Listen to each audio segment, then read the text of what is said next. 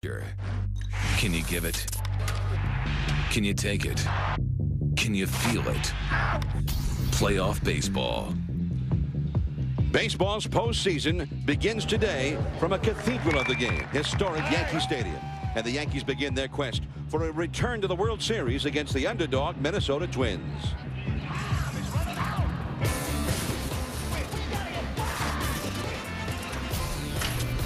The Twins arrive in New York as baseball's hottest team in the second half. An offense sparked by midseason acquisition Shannon Stewart and the power and skill of Torrey Hunter and Jock Jones. Young Johan Santana makes the start today, backed by LaTroy Hawkins and Eddie Guardado in the bullpen. As always, the Yankees' expectations for the postseason are high. Former Tokyo Giants slugger Hideki Matsui, consistent all-star catcher Jorge Posada, and a healthy Derek Jeter joined powerful Jason Giambi back of starting pitcher Mike Mussina. The race for the crown begins in the house that Ruth built now. Pressure. Can you feel it? Playoff baseball.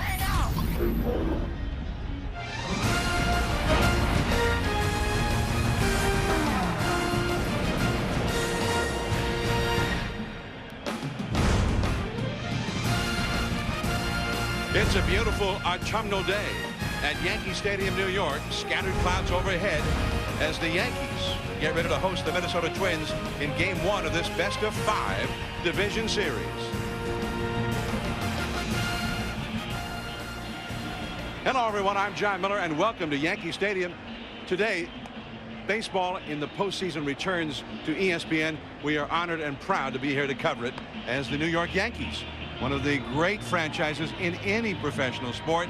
They always seem to be here in postseason play, but the Yankees have that sense of urgency now because they haven't won it in a couple of years. The Minnesota Twins, well, they were just happy to be in the show last year. The Twins now back for the second time, and it looked like, as Joe Morgan joins me, that they might not get here in the middle of the year, but then they got Shannon Stewart, and everything seemed to turn around for them. Well, John, not only did Shannon Stewart give them a boost when he came over, but he allowed them to move Jock Jones from the leadoff spot down to the fifth slot, which made him an RBI man. And Shannon Stewart was the leadoff hitter that they have needed from the beginning. He gets on base, he steals bases, perfect leadoff hitter.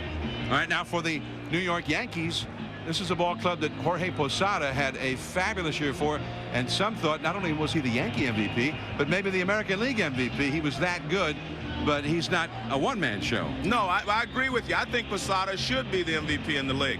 But the real key to this Yankee ball club is Alfonso Soriano. He gets them off to great starts. Not only does he hit home runs, which he hit a lot of leadoff home runs this year, but he steals bases. He sets the tempo. He fixes it so everybody has a chance to drive in runs. He's the key as far as I'm concerned. And he's swinging the bat well again. Started off great. Now he's swinging the bat at the end of the season like he did at the beginning. All right, he hit 7 home runs in the last 11 games of the season. The big crowd has gathered. We are just about ready to get this ball game started. Mike Mussina has been warming up in the bullpen, the veteran who makes his 12th postseason start here today. Johan Santana, the Minnesota starter. This is his first starter in postseason play. Stay tuned. Game 1 about to begin. Postseason, it used to always be thus at Yankee Stadium, but has not been for many, many years. We saw Yogi Berra before the ball game, and that reminded us of the way it used to be here, and we can expect those long shadows of the autumn later on today, and that will be a part of this ball game. Joining our crew today for the division series is Gary Miller. Gary?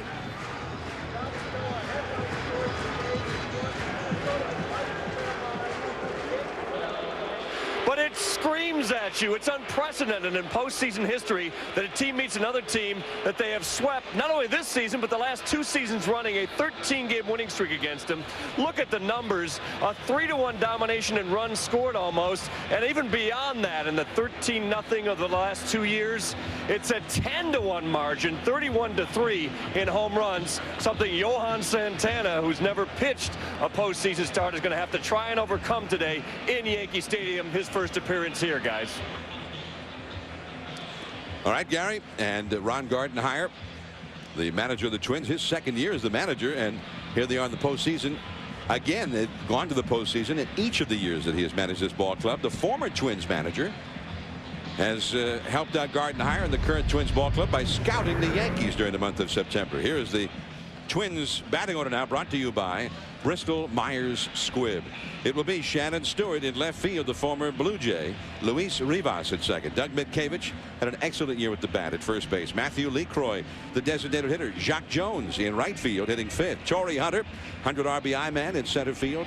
Corey Koski is at third base, hitting seventh. A.J. Pierzynski also had a very fine year with the bat. He's the catcher. And Christian Guzman is at shortstop, batting ninth, all up against the veteran right-hander Mike Messina, 17-8 during the regular season. Well, Johnny has a 20-win record against the Twins, which is just exciting to me that you have beaten one team that many times. You've beaten them more than any other pitcher has beaten another team.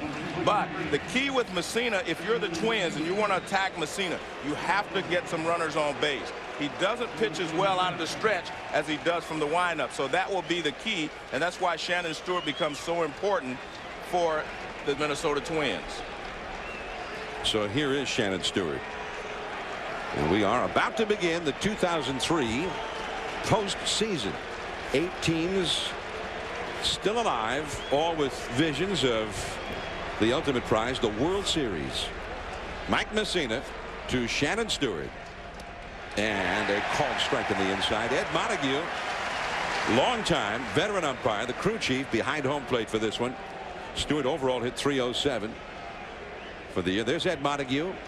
He's been in a lot of postseasons himself. 1 strike to count to Stewart, and that's a ball.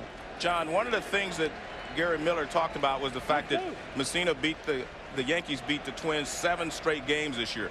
All of those games were in April, so the Twins are saying, well, we're a different team then. But guess what? The Yankees are a better team now than they were in April also. That is a fair ball down the left field line, and it's into and out of the crowd, so it's an automatic double for Shannon Stewart. Well, one thing that's different about the Twins now versus then is Shannon Stewart, and he has already made his presence felt. And as I mentioned, he's not as good pitching out of the stretch. Fastball that tails in. He went away with a fastball. This one tails in, and I mean, this is a shot down the left field line, and once it hits in the seats, it becomes a ground rule double right there. It is touched by the fans, and it also goes into the stands. But that's, if you're the Twins, that's what you have to do. You have to get some runners on base against Messina. Now here is Luis Rivas, 259 the regular season. His job is to get that runner over to third, and he just goes ahead and bunts it. So they're playing for the first run here. Soriano covering, taking the throw from Messina, and Stewart is over at third now with 1 out. And I think that's a plan that the Twins have, trying to get ahead here at Yankee Stadium. And here's the defense behind Messina. Posada, of course, we talked about being really improved defensively. And Johnson at first. Soriano still struggling a little bit as a defensive player, but Derek Jeter, one of the best defensive shortstops in baseball. Matsui, very, very good in the outfield. Williams and Rivera throws well, runs well in the outfield. And this is shocking to me that they're going to play the infield in the first inning. We've seen a lot of that lately, John. Here's Minkevich. And a curveball that's a little bit low. 1 ball and no strike. Yeah, we saw it in that big ball game at the Oakland Coliseum about 9 days ago when the Mariners were trying to score first. Oakland brought the infield in the same situation. Well, the one thing you do not want to do in a short series, 5-game series, is give one team hope if you can. And if the Twins could jump off to a lead, you know, it would dispel some of the fact that they did lose all their games this year to the Yankees, because this is a whole new series. This is the second season.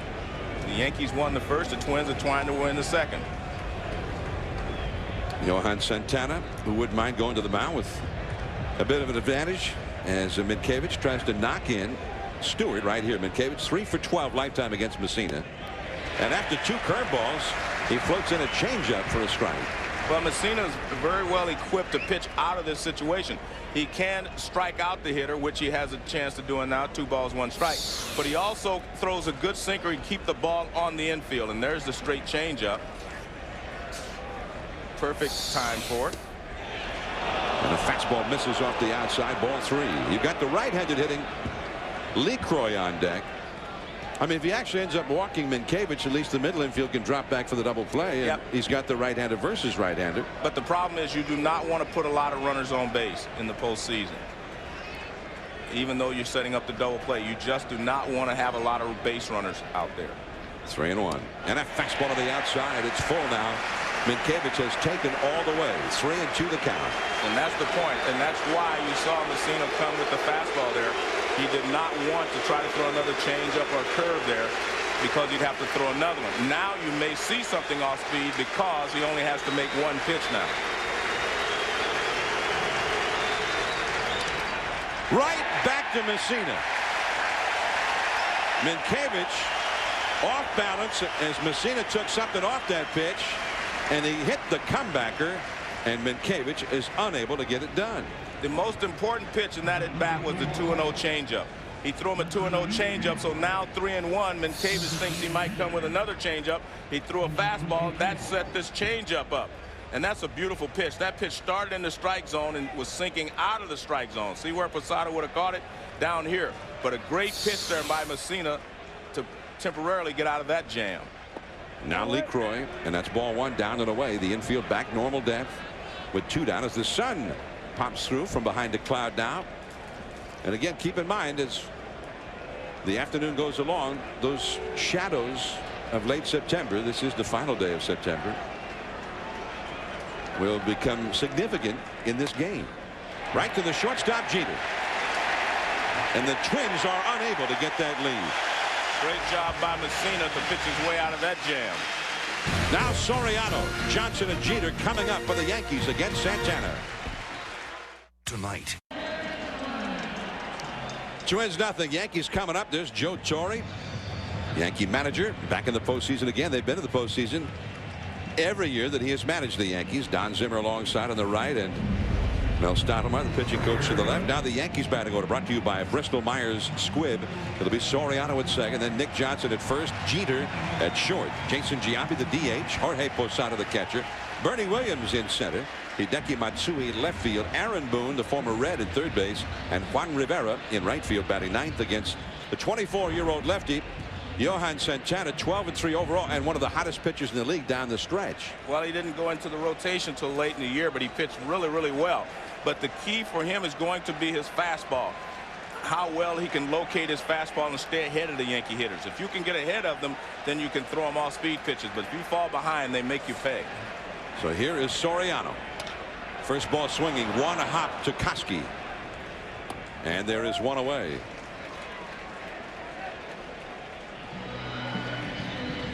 Well, let's take a look at his pitch grips. Two-seam fastball, that's the one that sinks a little bit. That's the one he just threw.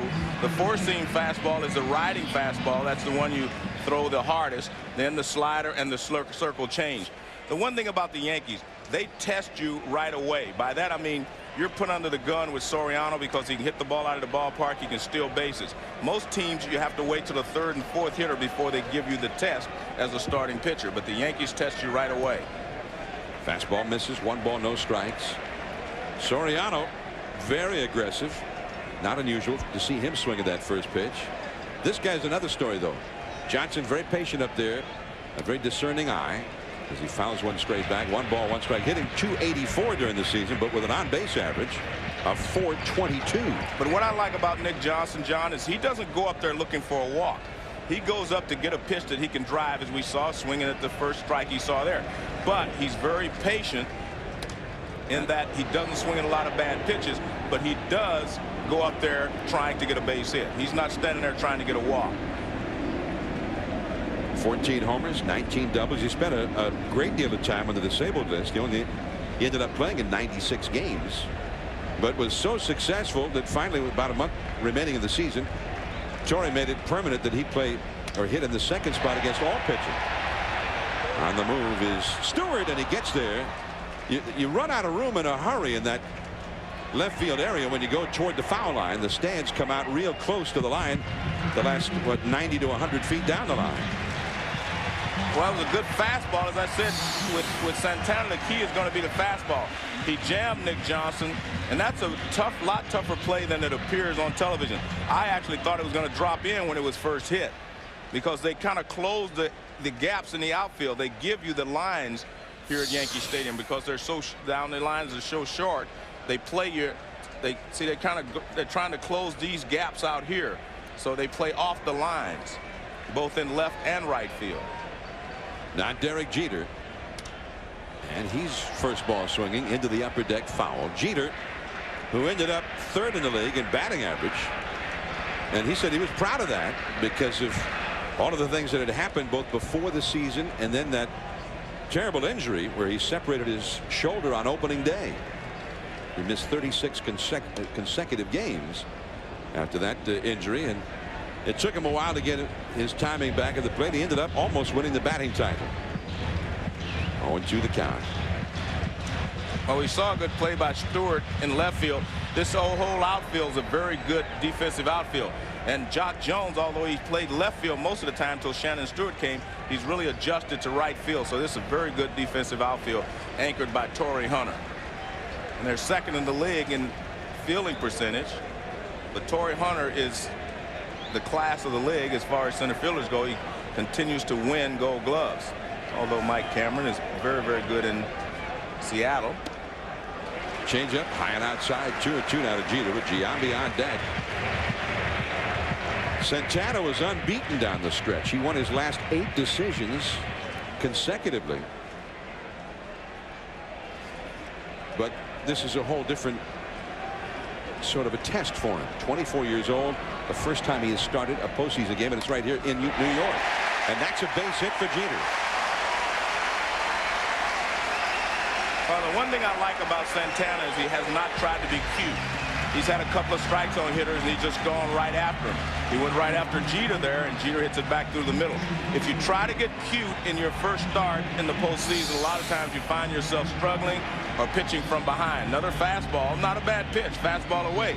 But as you said, Jeter finished third in the league in batting average, and that's what good hitters do. They hit pretty good pitches, and they go right back through the middle. So, so far, the approach by Santana has been positive for the Twins. But you're still facing an awesome lineup here with the Yankees. And here's the Yankees' big power threat. 41 homers for the year, 4th in the league. Jason Giambi. And he goes after the first pitch, fouling it back. So, I mean, that also must be part of the scouting report on Santana. Well,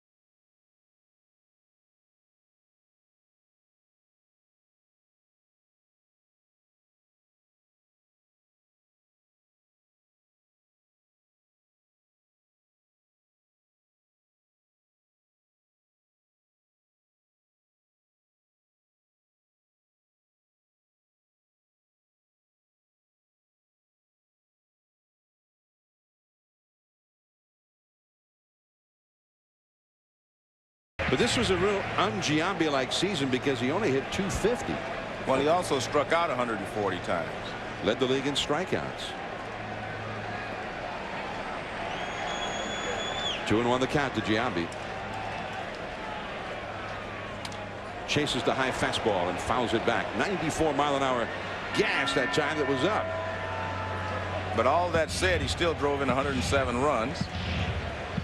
And we'll take a look at this fastball. You see him attacking the fastball just a little bit up and out of the zone, but he took the breaking balls that were up there.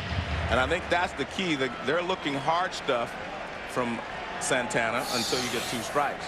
That pitch was pretty much out of the zone, but he had a good cut at it. Jorge Posada, the switch hitter, would be next. Jeter at first, 2 down, no score. And Jeter back to the bag. Would Jeter be running right now? What do you think? Well, as you said, he hasn't run that much. And I don't think he'll be running here with Giambi up. But there are 2 outs, 2 strikes. I mean, it's not a bad time. If you're thrown out, Giambi starts off the inning, and he does have a great on-base percentage. What a day in New York. The sun shining on Yankee Stadium as the postseason begins. Jeter not running. Giambi breaks his bat. Rivas from shallow right field throws him out. And that's it. 1 hit, 1 left. We're going to the second inning. Jock Jones, then Torrey Hunter coming up. No score.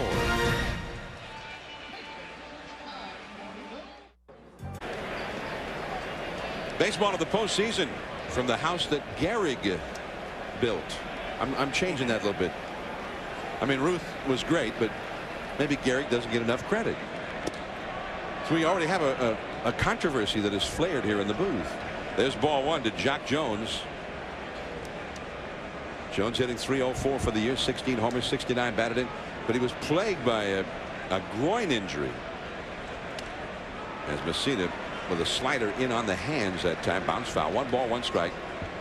John, I've done a lot of Yankee games in the postseason. That's because they're always in the postseason. But when I talked to Joe Torre today, he was more relaxed today than I've seen him in the last 4 or 5 years, even when they were winning the championship. He was very relaxed today, which, you know, kind of surprised me. Because he's usually just a little bit uptight. He's never, you know, nervous, but he's usually just a little bit more uptight. But today, I mean, there was nothing but relaxation in his voice, in the conversations we had. I mean, I think that he feels like this team has finally arrived. They're playing the best ball they've played all year, and they're ready to make a run. And curveball, strike 3.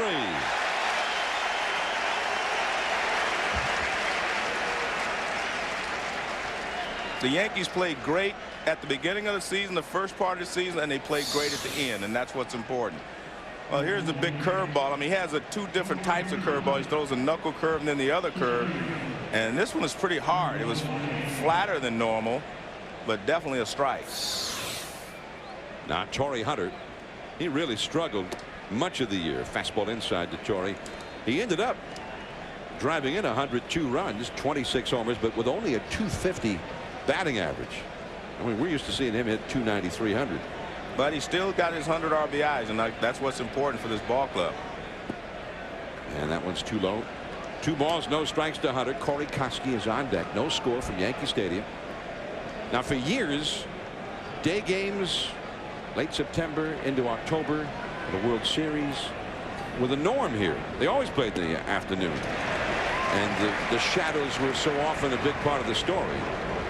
But it's been a long time since they played a postseason game in the sunlight here at the big ballpark. But in talking to Torrey, they played a lot of games during the season at 1 o'clock, so everyone's pretty much used to it now. Soriano throws out Torrey Hunter, although we saw Yogi Berra before the game. And the shadows and the low riding sun later in the game are a little more intense this time of year than most of the regular season. But you're right, they played here recently. The Twins haven't played here since April, and they might have a few things to contend with when those shadows start to get long, especially Shannon Stewart in left field. Left field becomes a real tough sun field. Here's Koski, .292 average, 14 homers, 69 batted in, and that is just foul. Ted Barrett, the first base umpire, right there to make the call. 0-1 the count. I asked Yogi about it when we were down at Joe Torre's office, and he said that late in games when the shadows would advance out beyond home plate, he'd face some pitchers' great fastball and he couldn't see. 0-1 the count to Koski. And the changeup is in the dirt. 1 ball and 1 strike. This series will adjourn after this game for a day and then reconvene on Thursday night. We'll be back under the lights on Thursday. And Andy Pettitte, a 21 game winner, will go for the Yankees in that game against Brad Radke, the veteran starter for the Twins. And a pop-up. Jeter into shallow left. And that's the inning. Jorge Posada coming up for the Yankees. Then Bernie Williams and Matsui. No score. It's not just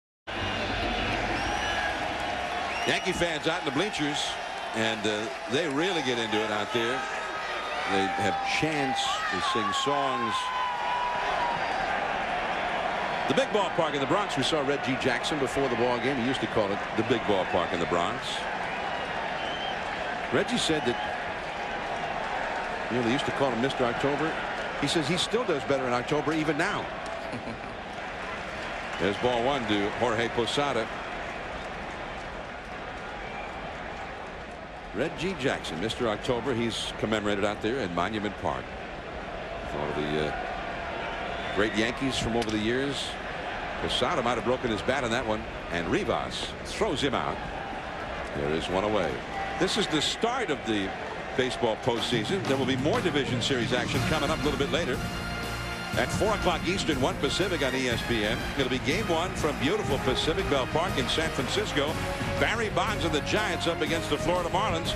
Josh Beckett, the young right-hander for Florida, and Jason Schmidt, a Cy Young candidate, will go for the Giants. Then tonight at 8 Eastern, 5 Pacific on Fox.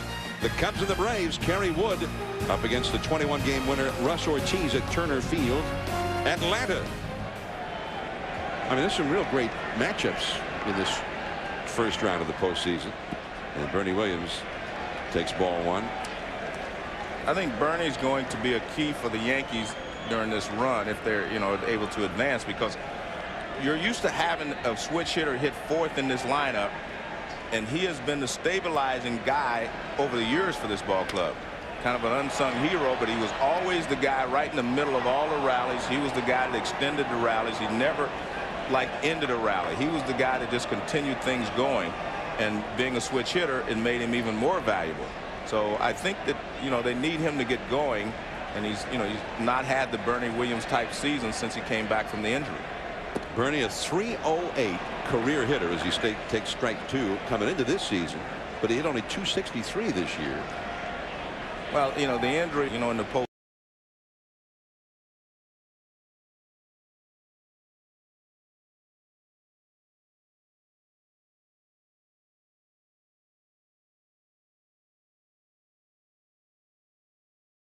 season. I mean, you look at the postseason, Mariano Rivera would win a lot of MVPs, but this guy was the guy that was just a stabilizing influence on this ball club offensively. 17 postseason home runs, and he takes strike 3.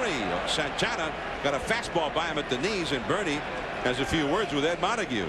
Well, one of the things that Santana is doing, I'm telling you, he is throwing the ball well. He gets 2 strikes, and it looks like he adds a little more hop to his fastball.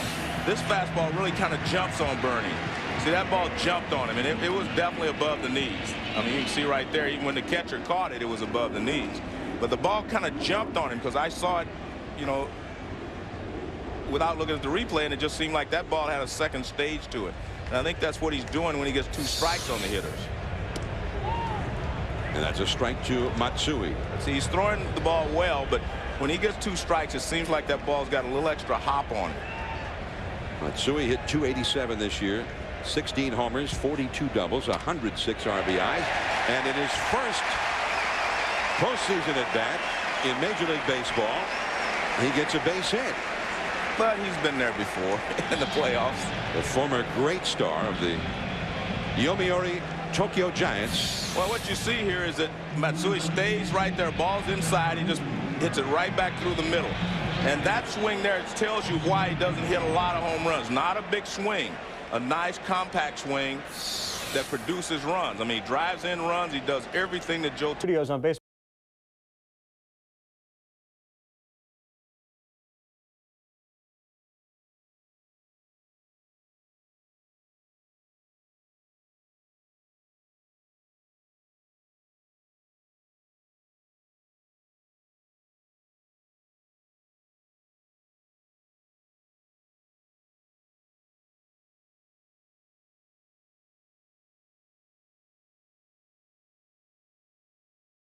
The first inning was key, Santana, and he looked dominant in the second inning. He's gotten through that first one, which was key. This is the only left-hander in the playoffs in either league who throws the ball 94, 95 miles an hour. It's a different look for the Yankee lineup. He's going to do some damage. Don't forget Giants Marlins at 4 o'clock Eastern time. Bobby and I will be here throughout the day. Let's go back to John and Joe at the stadium.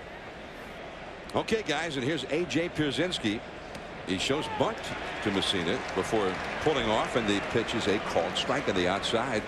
Of all the starters in this lineup against Messina, he's the only one that's had some success. He's hitting .533. He has 8 hits and 15 at bats. The rest of the lineup is 100, under 200 in most cases. So the fact that he's 20-2 is borne out in his career against the Twins when you look at the stats even of this current group of Twins against him. Because you look at it, you say, well, you know, he's won 20 games. A lot of these guys might not have been there. But when you look, I mean, he's dominated these guys that are in the lineup today. And curveball bounce foul. It's 0-2. Messina 20-2 with a 2.77 earned run average. Over the last 50 years, only 2 other pitchers have won 20 of their first 22 decisions against any team. And it was both came against the old New York Mets when they were an expansion team. Juan Marichal and Larry Jackson. Pretty rare to have that kind of dominance against one team for such a long time. Off the outside with a fastball. But I mean, that also kind of tells you maybe why Gardenhire was bunting the second hitter of the game then. Yeah, I mean, he was trying to, I think he was just trying to get on board, get ahead in this ball game. There's another great pitch by Messina. And Soriano throws out Pierzynski. That's the exact pitch that he got out of the first inning with.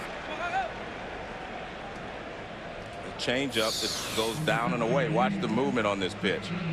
Look at that. I mean, the bottom falls out of it going down and away from Pierzynski. This fastball that he throws down and away. It's a changeup actually, but with fastball rotation rotating down and away. Here's Christian Guzman now. So Pierzynski gone. Guzman a switch hitter. First ball swinging. Soriano tough play now and he can't handle it. Well, it was interesting there because it appeared to me that Messina thought he might be able to grab it, but he let it go thinking that Soriano was going to have a better shot at it. I mean, he did start after it. Yeah, I'm still not a fan of that bare hand throw right here. I mean, and watch Messina right there. He stops right there. Maybe he would have had to make a tough play, but I mean, that's just a tough play to make when the ball's going that fast. I mean, I just think that you should glove it and throw to first base. If you get him, you get him. So Guzman is aboard. Guzman had 18 steals to lead the Twins in that category. You get the leadoff man Shannon Stewart, who's been hot. So let's see if Guzman does any stealing here as the sun disappears behind a cloud. John, what I'm saying on that play is I like for a guy to make it like he's making a double play. Get it and get out of your glove real quick like you're making a double play. That way you're sure you're going to catch it is the point. I mean, that's like giving yourself a 50-50 chance to make the play. And Messina is low with ball 1 to Stewart. You see Guzman trying some little running action here? Well, what I see is that Messina is going to hold him. Obviously they haven't had a lot of success doing much of anything against Messina or the Yankees. But I think Messina has a good enough awareness of who's running that he can vary his motion and his timing to the plate. He won't hold the ball as long. See right there, he didn't hold it very long at all. And then he'll come another time and hold it a little longer just to change his pattern.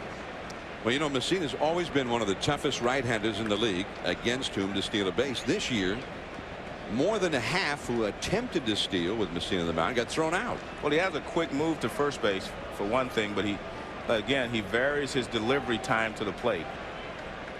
See, he held it a little longer then. That looked like it might have been a pitch out too. I think it was, yeah. But he did hold it a little longer, whereas the time before he didn't hold it. He came up, set, and threw the ball very quickly to the plate. Posada threw out 28% of the base runners who ran when he was behind the plate, but Messina, and he didn't always pitch to Posada, but usually with Messina pitching, it was 53% who got thrown out when they attempted to steal. 2-1 the count. And Guzman didn't look like he had much of a lead over there anyway, Joe. It's one of the things I've noticed about guys today that try to steal bases. They do not get big leads anymore. They just try to time the pitcher and get a good break at first. It's not so much about the lead as it is the break. See how quickly he delivers to the plate there. But again, you know, sometimes when you concentrate too much on the hitter, I mean the runner at first base, you forget about the hitter. And now he's falling behind 3-1. And if you're Gardenhire and you want to be aggressive, this is a perfect time to do it. You know Messina's going to be in the area. Well, he's got to be running. There's no chance that he won't be running. There he goes. And that is a foul. Well, after you've sacrificed in the first inning, you feel like, yes, I'm going to make something happen. You're trying to make things happen, and a 3-1 pitch obviously is a good time to steal the base or to run, to put the runner in motion. And if 3-1 was good, you know 3-2 is even better.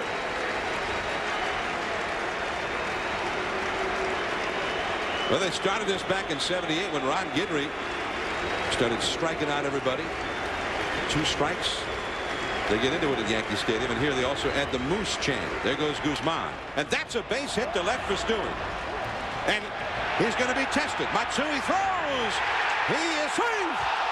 Man, that is postseason baseball right there at its best. I mean, Guzman says, I'm going to make something happen here. I mean, it looked like he was going to be out by 15 feet there. Great acceleration by Guzman to get to third base.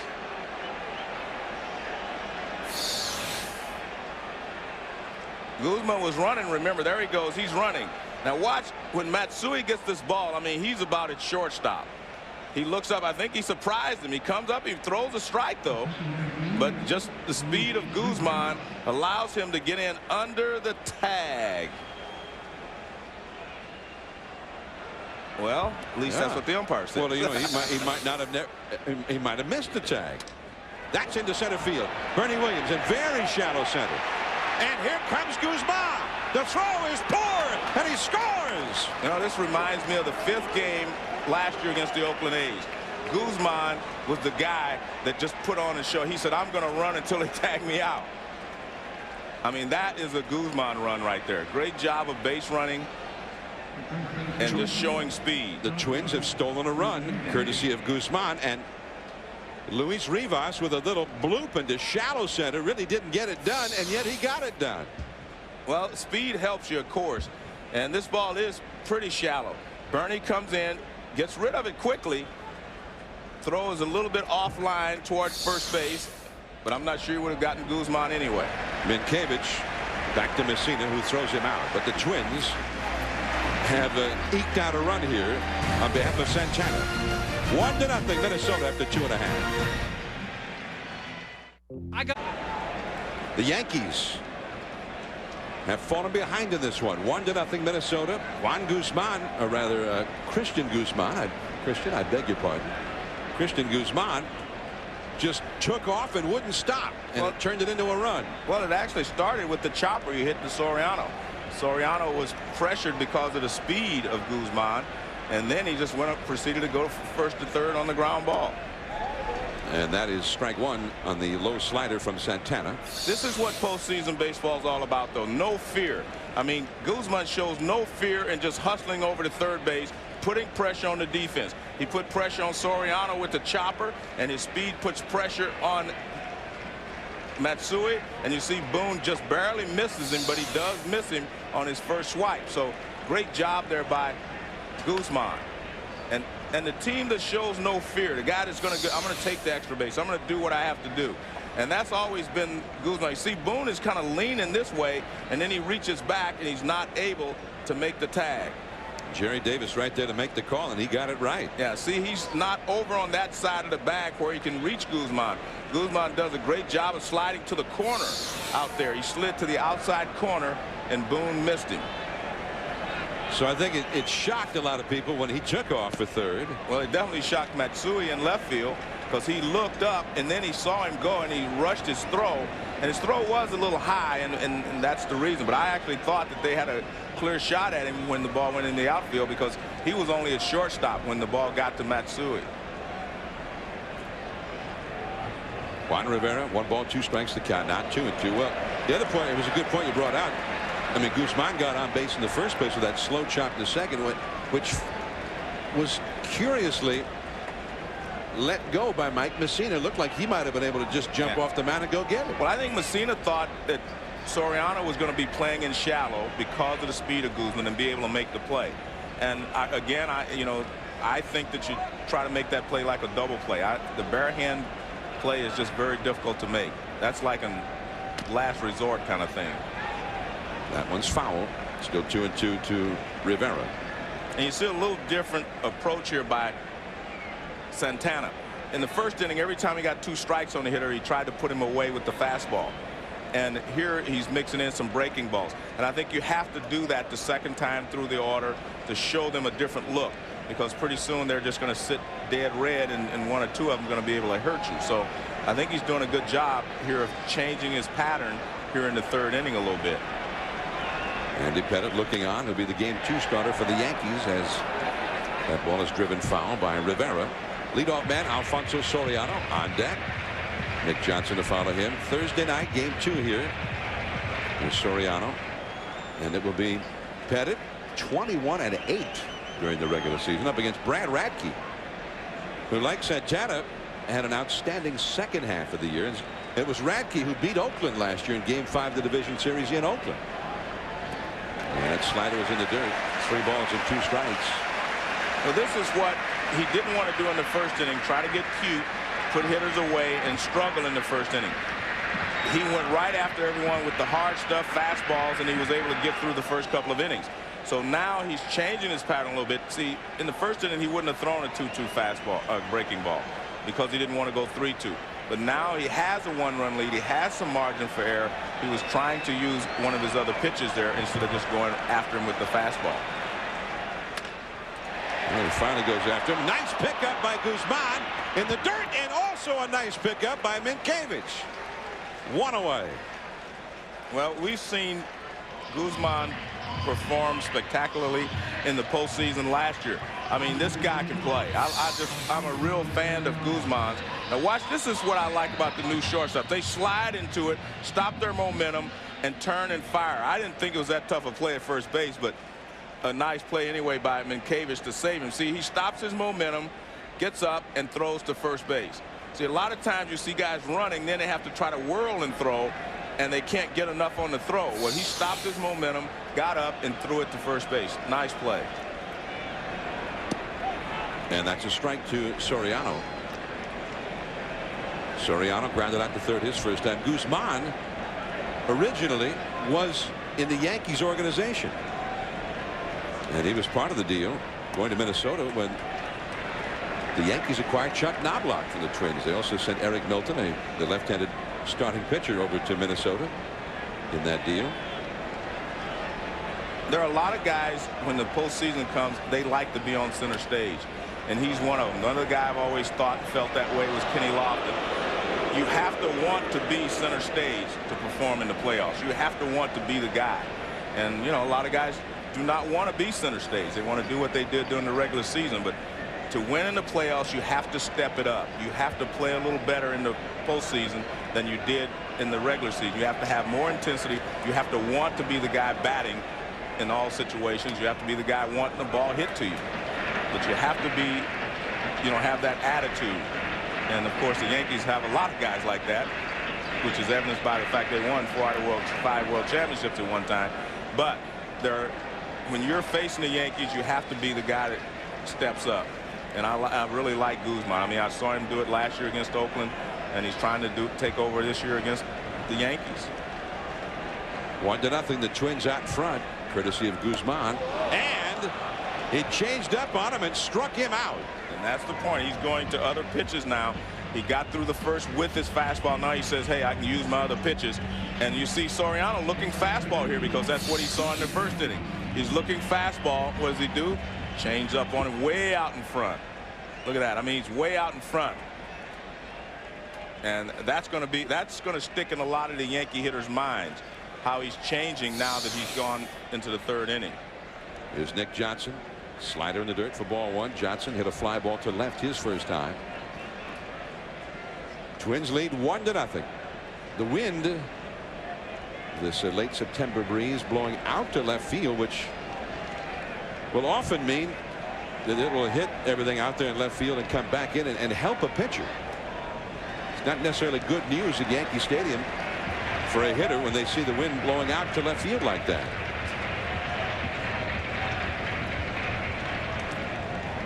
2-0 the count to Johnson. Jeter would be next. The sun has disappeared behind a cloud, at least for a moment here. It's trying to break back through. Yogi Berra said in the old days, when they always played World Series games in the daytime here, the hitters would all pray for cloudiness so that they could see the ball. That's too far in. 3-0 the count.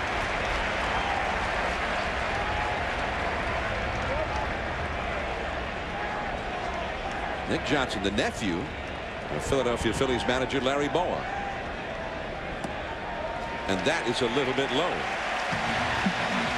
Well, we just saw Santana strike out Soriano with that changeup, and we asked him to explain that changeup to us. I put my fingers around the ball and to make sure I gotta take care of this seam right here, you know, because that's the one that gave me the feeling that I'm having a good grip. So, and of course, the key in this pitch is the arm speed. You know, it depends on how you throw it. Well, it's pretty much a variation of the circle change.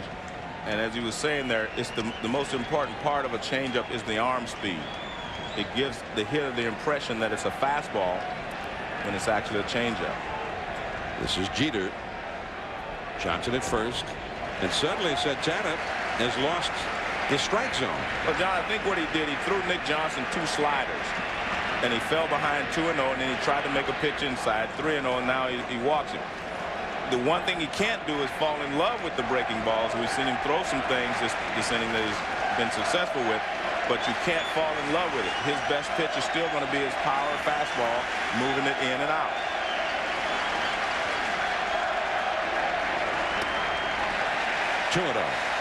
So he has missed with every pitch since the changeup to strike out Soriano. A 4-pitch walk to Johnson. Now he's 2-0 to Jeter.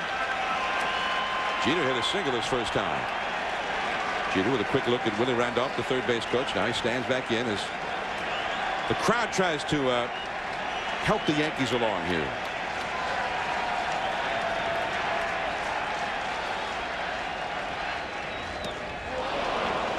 Two and one.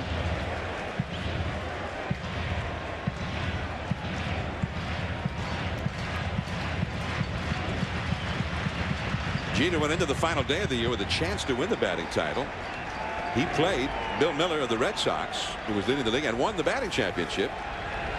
Did not start for the Red Sox down in St. Petersburg. 1-2-1 the count. And just off the outside. 3-1. His fastball kind of tails away because it looks like a pretty good pitch most of the way, and then you can see it tail off the plate outside. It just tails right at the end.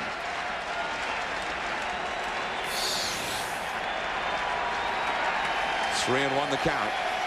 Jason Giambi lurking on deck. And Jeter fouls one back into the upper deck. Full count. Brzezinski out alerting all of his teammates that 2 men are gone.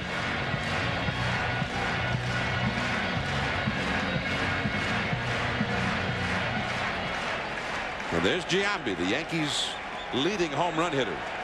He would be next. Minkiewicz vacates the bag at first. He's playing behind Nick Johnson, who is not particularly fast. But he'll get the running start here. There goes Johnson. And right back to the screen.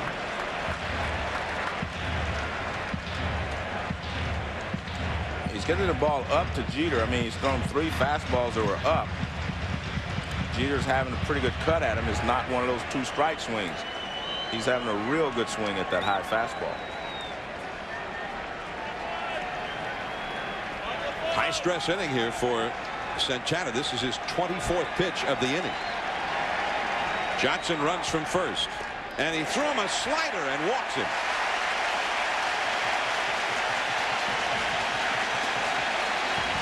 So with 2 down and nobody on, Santana, the young left-hander, pitching for the Twins in the postseason as a starting pitcher for the first time, has walked 2 in a row. Now he's got to face the slugger, Jason Giambi. It is 1-0. The Twins are leading, having scored in the first half of this inning on a shallow sacrifice fly by Luis Rivas. And now Rick Anderson, the Minnesota pitching coach, is out to the mound to talk to his young charge.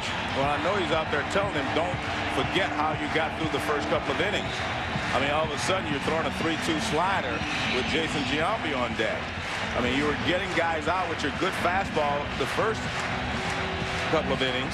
It's okay to mix in the breaking ball, and that's great. But you rely on your fastball. That's your best pitch. I mean, and to throw Jeter a 3-2 slider there, I mean, that's like going for the strikeout.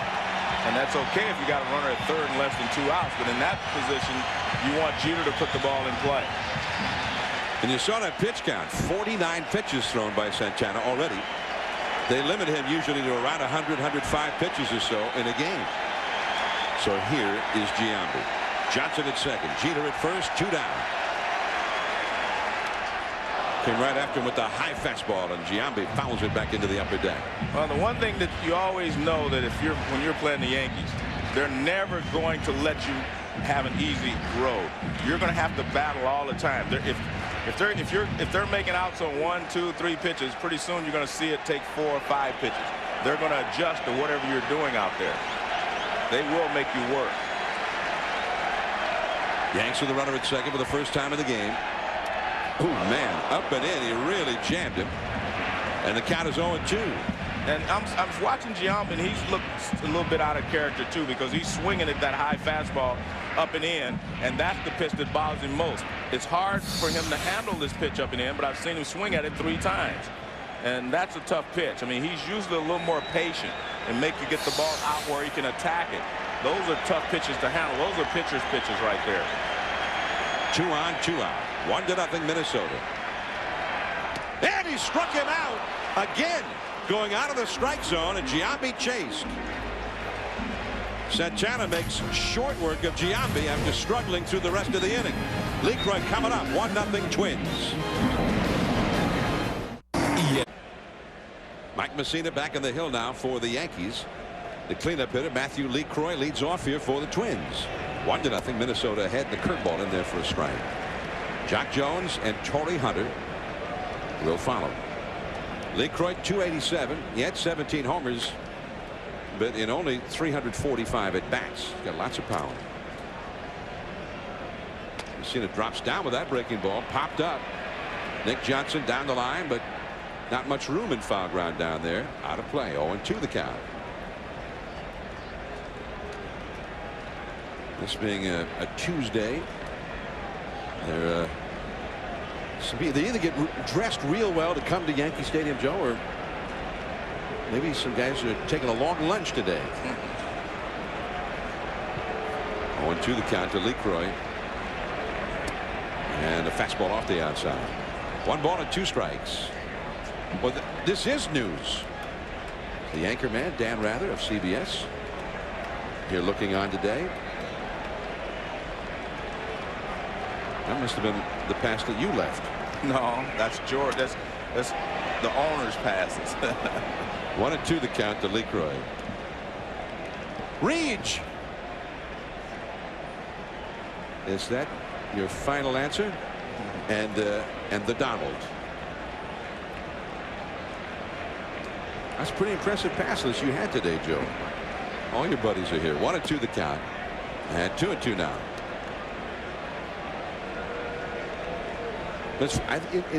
It's become sort of a novelty. Postseason baseball in the afternoon at Yankee Stadium. 2-2 the count. And the slider misses. Full count now. I think what you're seeing, with Messina and maybe even with Santana is the pressure of postseason baseball, and that is you do not want to make a mistake. You want to make sure that all of your pitches are exactly where you want them to be. Oh, man. That was exactly where LeCroy didn't want it to be.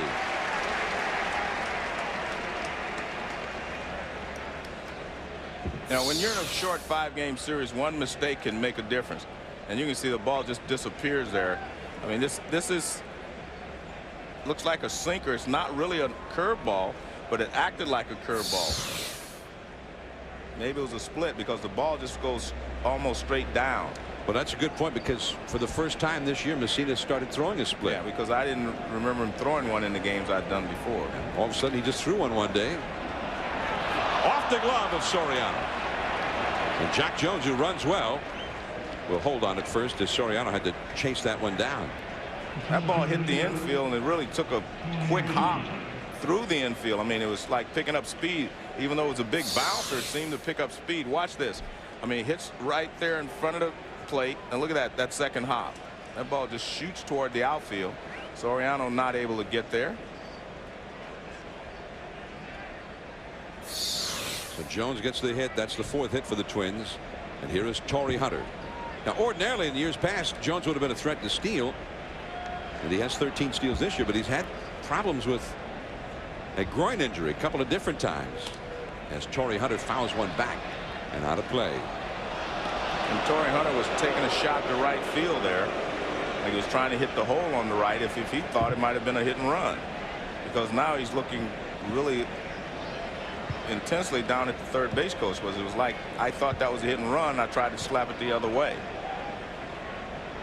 Scott Alger coaching at third in place of Al Newman, who is home recuperating. Ooh, the high hard one. 0-2. And we hope to see Al in Minnesota. He's supposed to be there over the weekend at the ball game. The manager Ron Gardenhire has traveled the jersey of Al Newman, a former Twins player, longtime coach for the Twins, even a broadcaster at one time. And they keep that jersey of Newman's in the dugout. 0-2 the count. Messina goes in there again. This one fouled off the catcher, Posada. There's Newman's jersey. Extremely popular figure in Minnesota. One of the really good guys in the game. Posada gets nailed in the mask. That one. Newman suffered a brain hemorrhage and was hospitalized for several weeks. It occurred while the team was in Chicago. He was in a hospital in Chicago for a long time before recently being able to go home. High and tight. 1 ball, 2 strikes. John, last year, you know, when the Twins made the postseason, I think they were just happy to be there. They hadn't won anything for a long time. They weren't expected to do anything. And I think they went into the postseason. We got nothing to lose. Let's go do it.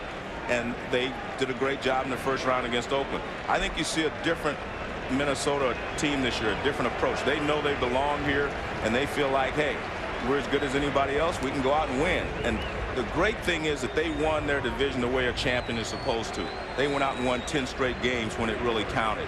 They didn't wait for somebody else to lose. They just went out and took it themselves. So you have to give them a lot of credit for being here. Fastball up and away.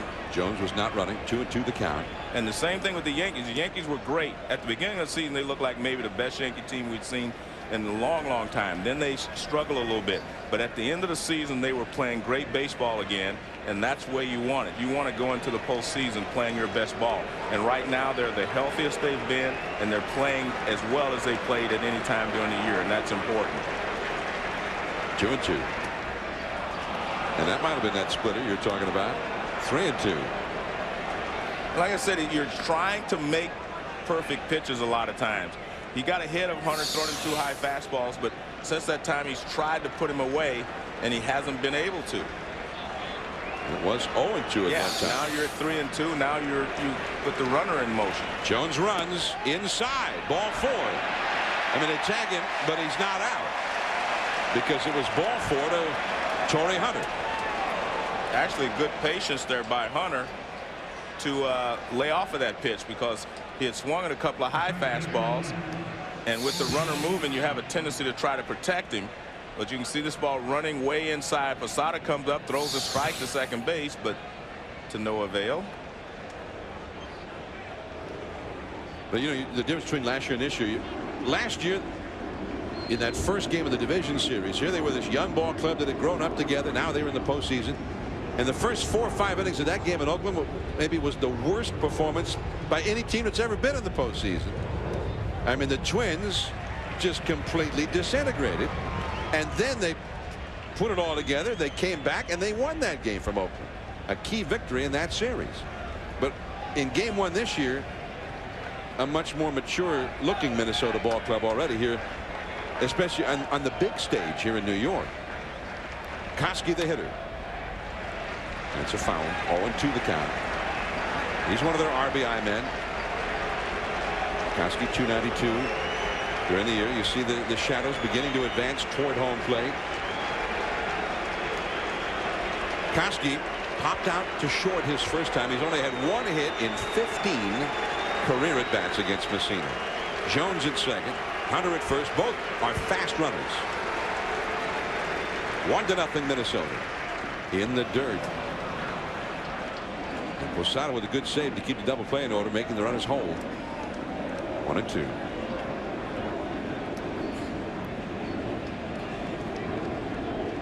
You see one hit, 15 at bats for Koski against Messina, a couple of walks.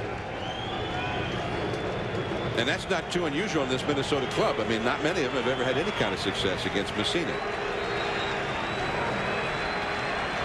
34-year-old right-hander from Montoursville, Pennsylvania. And the high fastball foul back and out of play. Messina pitched his first major league game when the Minnesota starter Johan Santana was 12 years old. Messina had been in 5 All-Star games. This is his 6th start in a division series. He's had 4 league championship series starts and 2 World Series starts. But he is trailing the young Santana right now. 1-0 in the 4th. The Twins with a threat. Johnson, Messina over to cover in time. The runners advance. Jones to third, Hunter to second. 2 down.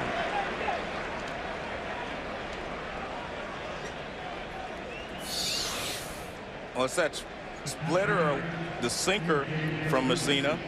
He gets over very quickly, and he is able to cover, and then he's aware that there's a runner at third. Because he falls off to that side a little bit, it's very easy for him to cover the bag.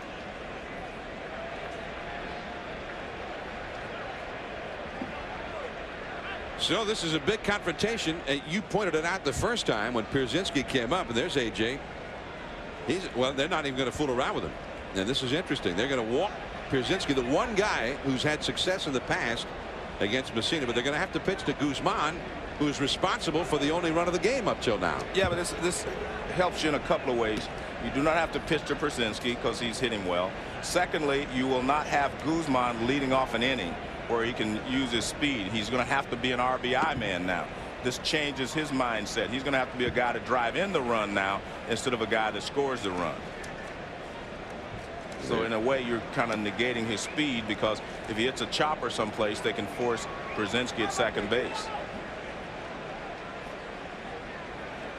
So Pierzynski gets the walk. The bases are loaded with 2 down. Jones, Hunter, and Pierzynski, the 3 runners. And the batter will be Christian Guzman, the former Yankee farmhand. And he is responsible with some gambling on the base paths for getting that first run. Hit .254 during the season with men in scoring position. Curveball for a strike. Messina starts ahead of it. Guzman had the hit in the 3rd inning, but it was an infield hit. Guzman 6 hits in 26 lifetime at bats against Messina, who has already thrown 60 pitches, and we're only in the 4th.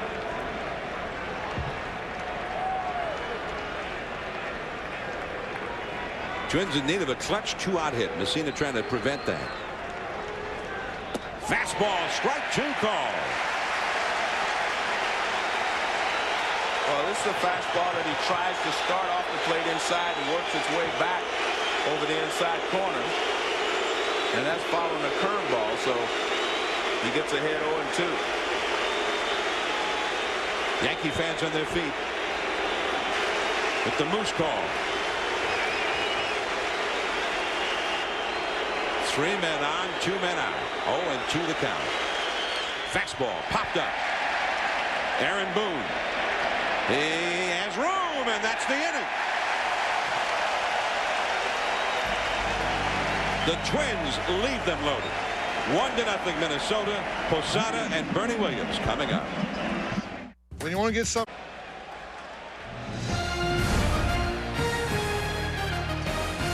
Stadium, New York. Game 1 of the American League Division Series between the Yankees and the Minnesota Twins. I'm John Miller with Joe Morgan. And we head to the last of the 4th inning now. 24-year-old Johan Santana with a 1-0 lead. First ball swinging. Jorge Posada with a high pop fly. And there's Jones in right. The wind carries it a bit, but he stays with it. And Posada has seen 2 pitches today and is 0 for 2. Now let's go to our colleague Gary Miller.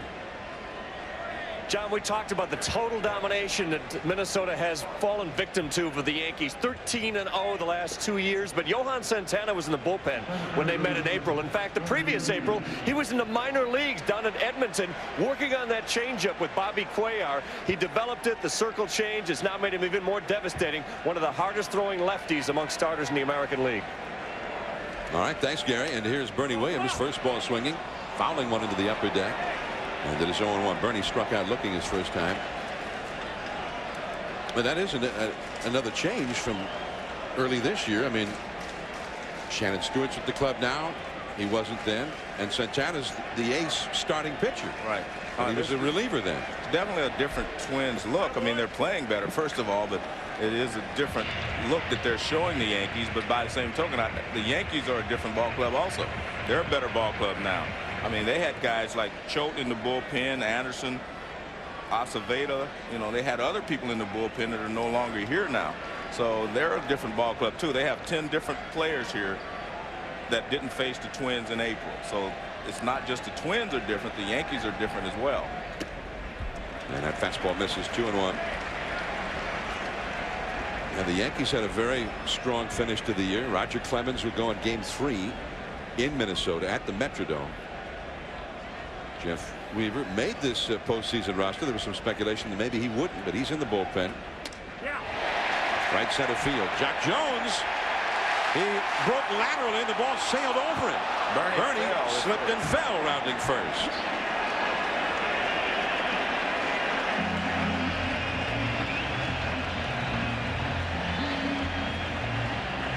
Well, the ball was hit a little harder than Jock Jones thought. And remember, Jock Jones was a left fielder most of his career. Now he's playing right field. The ball comes at you differently, especially from a right-handed hitter. And this ball kind of slices back to him, but it's over his head. And you can see he went right towards the line rather than going back. He went toward the line of where the ball was going to come down. He didn't go back on it. And Bernie stumbles rounding first, so he has to stay there with a single. But Jock Jones was an excellent left fielder, but when Shannon Stewart came over, he had to move to right field. And Jock misjudged that ball, so it's a hit for Williams. Here's Matsui. Matsui, who was a great slugger for the Giants in the Japanese Central League. He hit 50 home runs there last year. Joe Torre said that he knew he wasn't going to be that type of hitter when he first saw him in spring training. He doesn't really get the barrel out in front.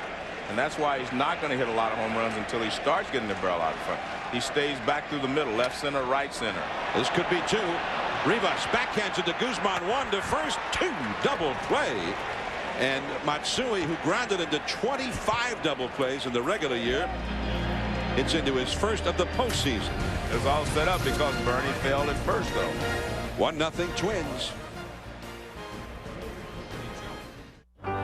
A pitch is unconventional. You don't know what's coming, but he is throwing something that you haven't seen in a while. Well, after 20 wins against this team, he's a consummate professional. He has changed his style. It does look like he's come up with that Roger Clemens split finger that he's using more often. He used it the last month of the season. I think he's thrown about 10 of them here today, and it's thrown Minnesota off. I'm not sure, Joe, but that's what it looks like from here.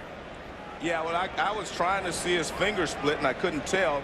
Some of them are sinkers, and some of them might be splits. That's what John said. He thought it was a couple of them were splitters. Yeah, it looks definitely. A couple of them look just, his fingers are like this and not split, so I can't tell. Yeah. A couple of them look like they're sinkers, but you know we'll have to get a closer look. Yeah, he's definitely thrown some splitters. You and Bobby, leave it to me. I'll analyze that stuff from now on. You got it, John. That was a split. Yeah, that was a curveball. Because I don't know. I mean, I'm not gonna. Well, I mean, he never used to throw a split. I know, and unless I see his finger split, I can't really tell. Somewhere during the season, somewhere in the middle of the year, all of a sudden he started throwing one. Shannon Stewart has hit a double and a single. He is 2 for 2. His single, a hit and run base hit in the 3rd inning with Guzman at first.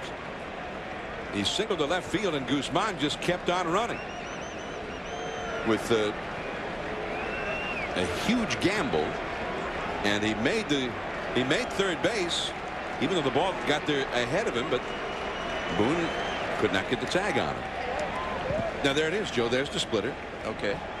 Well, I mean, that was 84 miles an hour on the radar gun, so it may have been. Maybe they need to show. Let me see his fingers. This will solve all that, maybe. Well, no, you can't. I can't. That doesn't look like a splitter to me, but I mean, it's hands, but it could be. Maybe he holds it a little differently than most guys. 2-2. Fastball missing. Rivas and then Minkevich to follow. All right, there's the split in his glove, so you're right there.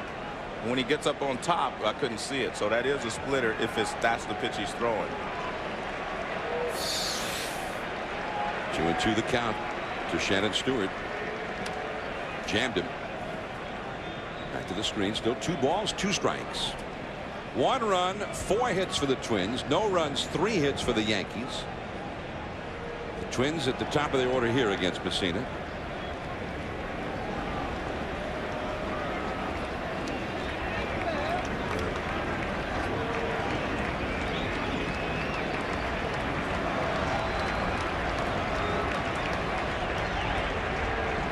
Drops down with that breaking ball, and Stewart just manages to get a piece of it. Still 2 balls, 2 strikes. Scott Ulger, the third base coach, will retrieve it. Well, the interesting thing was when you watch Messina, like you said, for a while there he started throwing a slider every once in a while, mixing in a slider, and then we always knew about his knuckle curve and the overhand curveball, but every once in a while he's throwing a slider as well, or what appears to be a slider. So he changes a lot of pitches. And the fastball strikes him out.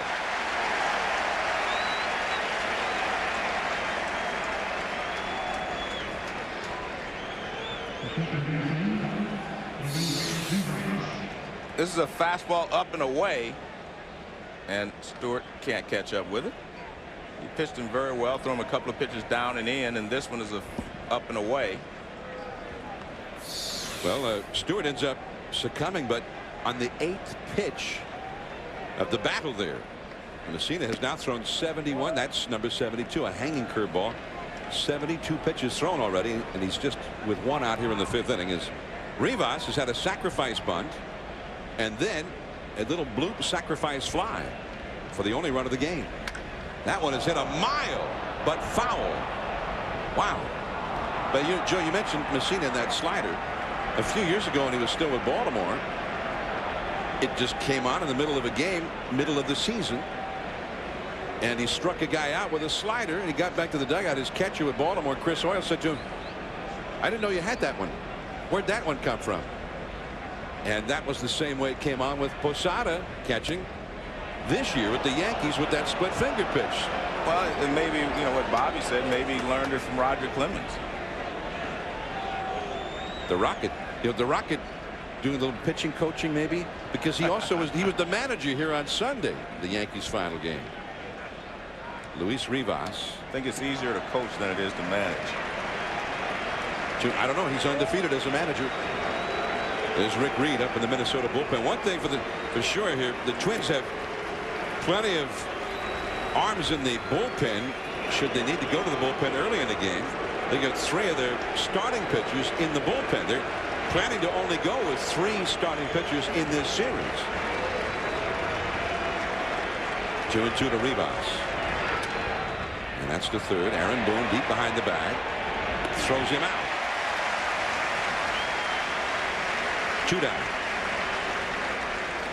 Now Minkevich coming up. Rick Reed getting ready in that bullpen. Now Santana had that very difficult 3rd inning. He threw 26, 27 pitches in that inning. He's thrown 59 pitches in the first 4 innings. Well, there seemed to be some concern in the Twins dugout over something, because they were looking at the lineup sheet. But they're concerned over something, whether it's the Yankees that are going to hit this inning or something to do with Santana. And the curveball is in the dirt. Ball 1 to Minkevich, who's hit 2 comebackers to Messina. He is 0 for 2. The Yankees will have 3 right-handed hitters due up in the last half of this inning. Boone, Rivera, and Soriano. Minkiewicz, who has played most of this year and even last year with a bad wrist. And Matsui takes it, looking up into the fierce glare of the sun on that one. Boone, Rivera, and Soriano coming up. 1-0 Minnesota. Buy it now. One at kickoff weekend specials from $9.99. Game 1 of the American League Division Series between the Twins and Yankees at Yankee Stadium. Minnesota leading 1-0. They've gotten 4 strong innings from their young left-hander, Johan Santana. But there's something to tell you about. But right now we want to remind you that there will be more action coming up at 4 Eastern, 1 Pacific. ESPN will take you out to Pacific Ballpark in San Francisco. Barry Bonds and the Giants up against the Florida Marlins. Felipe Alou, the Giants manager, Jack McKeon, the Florida manager, Josh Beckett, Jason Schmidt. Then at 8 o'clock tonight, 5 Pacific on Fox, it's the Cubs and the Braves from Atlanta. Kerry Wood versus Russ Ortiz in that one. But something unforeseen. Santana, the exciting young left-hander who led the Twins staff down the stretch, has left the game. We have no information yet as to why he had to leave the game. Rick Reed, the 39-year-old right-hander, has come on in relief. And let's go down to our colleague now, Gary Miller. John, I'm out by the Twins bullpen, and Santana's been pitching brilliantly, but his right leg has started to cramp, and that facilitated the need to bring Rick Reed into the game. A major story. He was shutting them down. They haven't even led this team since April. Well, it was interesting because when Rick Reed was announced, the Yankee fans cheered. They were glad to see Santana leave. But the real question is, what will it do, to the rest of the series? Well, Santana was likely going to come back in Game 4 on Sunday with the one extra day, 2 days of rest in this series before Game 3. The Game 1 starter can come back in Game 4 on full rest, and that was the plan. There is J.C. Romero now up in the Minnesota bullpen. So Reed comes on, 39-year-old right-hander, been in the rotation most of the year for the Twins, although he was only 6-12. They took him out about 3 weeks ago. And Eric Milton came back from the disabled list. Now Reed's got 3 right-handed hitters in a row here, and maybe that's all he's going to face. Yeah, because after that they have Nick Johnson, of course, and Jason Giambi. So I guess they're thinking that they're going to try to use their bullpen to finish this ball game. Maybe 3 hitters here from Reed, then bring in Romero and see where it goes from there. Reed pitched in the 2000 World Series, the Subway Series, for the New York Mets. So here he is to face Aaron Boone, then Juan Rivera, and the leadoff man Alfonso Soriano. And quite a different style from what they were seeing from Santana. Reed is more of a finesser, and he has outstanding control when he's right, but he missed with that curveball.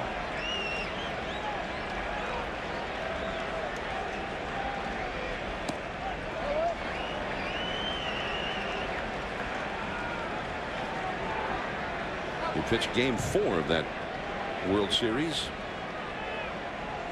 back in 2000. And that's a ball outside. 2 balls and a strike now to Boone. Rick Reed, who grew up in West Virginia. He was a great fan of the Cincinnati Reds as a kid, and he wanted to be a catcher because of Johnny Bench. Guzman throws out Boone, and Boone is 0 for 2 in the game. 1 down.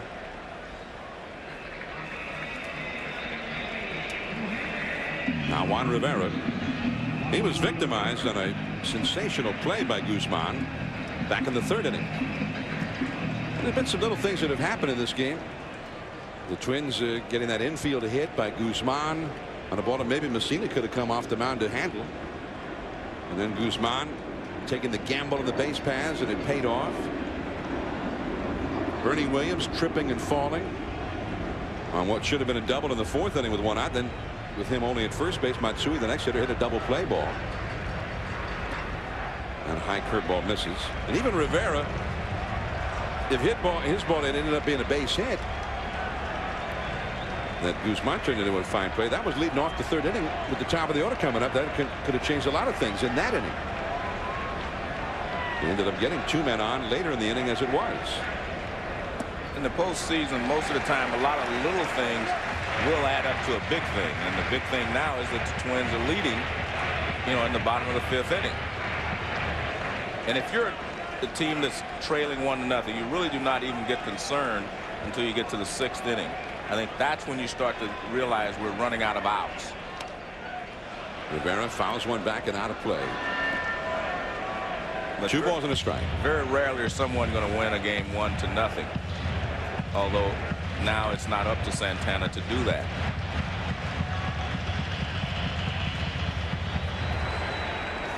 Guzman has scored the only run, and he really just picked the Yankees' pockets to get that one. 2-1 at the knees. Strike 2 call. And Rivera says something to Ed Montague about that one. Soriano, the leadoff man, but also a slugger, is on deck. Yanks in the 7 previous seasons under Torre, 4 World Series titles, 5 trips to the World Series, and they've won 57 with only 25 losses in those postseason games. Here's Guzman on the move. Out. 2 down. Christian Guzman has been instrumental getting the Twins this lead. Here's that little bouncer that Messina let go. Back in the 3rd. And then he went to 3rd on the subsequent base hit.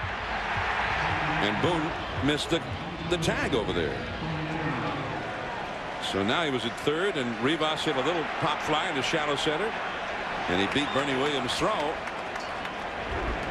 And he's also had a pretty good day out on the field as well.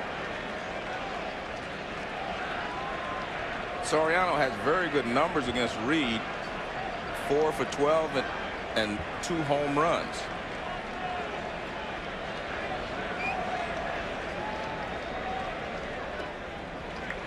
One ball, no strikes to Soriano, who's grounded out and struck out.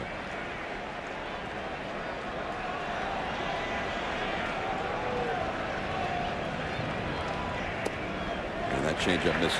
2 balls, no strikes. And another awesome season. 38 home runs, 91 runs batted in. His batting average suffered a little bit, but he had a real horrible stretch about the middle of the season, but he bounced back and hit really well at the end. 2-1 now. The left-handed batting, Nick Johnson, is on deck. And the Twins had the left-hander up in their bullpen. Now it is 3-1.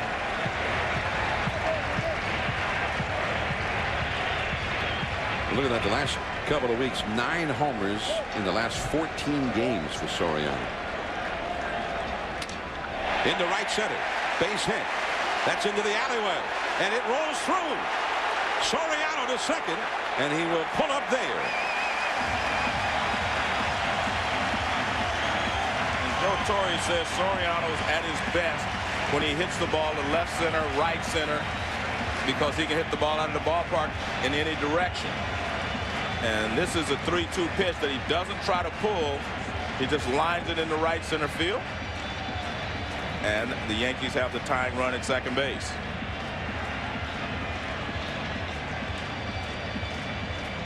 Ron Gardner is making the move with the left-handed batting Nick Johnson coming up. J.C. Romero, the left-hander, is coming in. Fastball is pretty much in the middle of the plate, but he takes it to right center. And as soon as he hits it, he knows it's in the gap. And he sprints out there. If there was 1 out or no outs, he may have tried to get a triple out of this, but with 2 outs, stops at second. J.C. Romero coming in from the Twins bullpen. A runner in scoring position, 2 down, 1-0 Twins. We'll be back. Sports. Bobby Valentine, Carl Ravitch. Game planning in baseball is a little different than other sports, but there is one, right? You have a lot of plans, and you try to think of everything, but one thing you can't count on is a 1-0 lead in the 5th inning and have your starter walk off of the mound with a 3-hitter. This is a very difficult situation to work through. You're going to use your entire bullpen in game 1, 1-run lead. Good luck. With all those left-handed batters and right-handed, this is the only lefty they have is J.C. Romero. See if he can get the 3rd out here and then get through the next inning. The Marlins take on the Giants today at 4 o'clock Eastern Time. Josh Beckett, Jason Schmidt. That's coming up next. Still plenty to do at Yankee Stadium. All right, guys.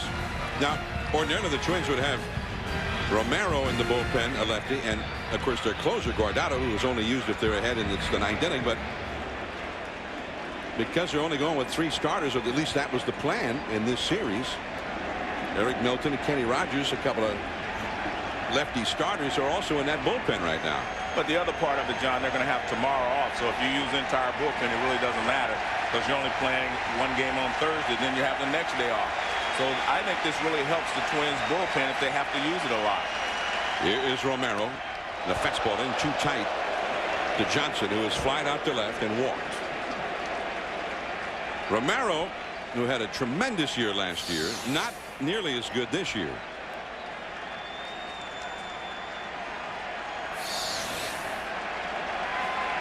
And he was wild. 63 innings pitched, and he walked 42. Just missing inside. You got the right-handed batter Jeter on deck.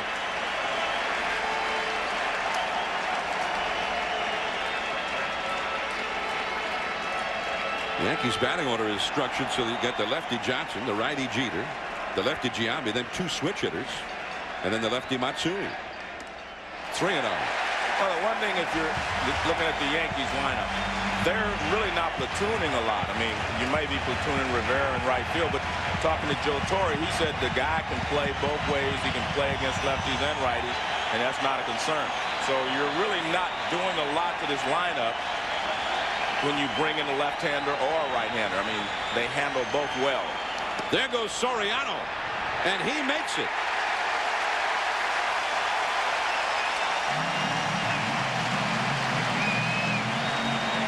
Well, you have to be sure you're going to make it because with 2 outs and a left-handed hitter up there, it's an easy throw for the catcher. But he does catch everyone by surprise. And I think he caught the third baseman by surprise, and I think that's, well, he starts over, he gets there. And he does a good job of just making sure he blocks the ball. Runner at third now. And the chop. Minkiewicz, and Romero gets the put out, and the threat has passed. The Yanks have had at least 1 man on base in each inning, but they have not yet scored. 1-0 Twins.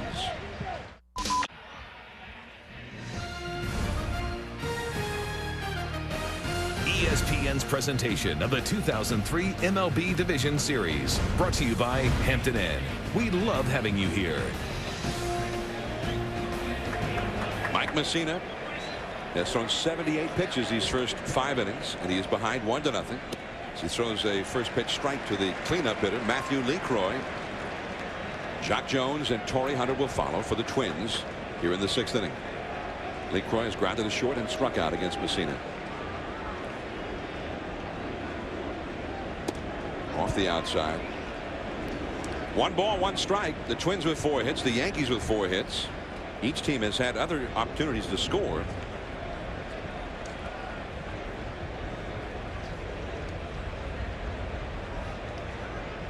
A curveball is hit. Fair. Then off the box seat railing. Matsui in to pick it up, and he will hold LeCroy to 1 base, even though he actually did not at first pick it up.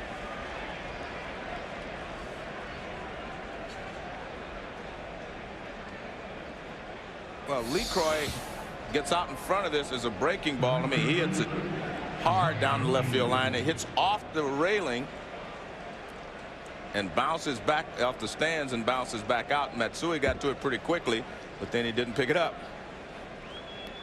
But he does hold LeCroy to a single.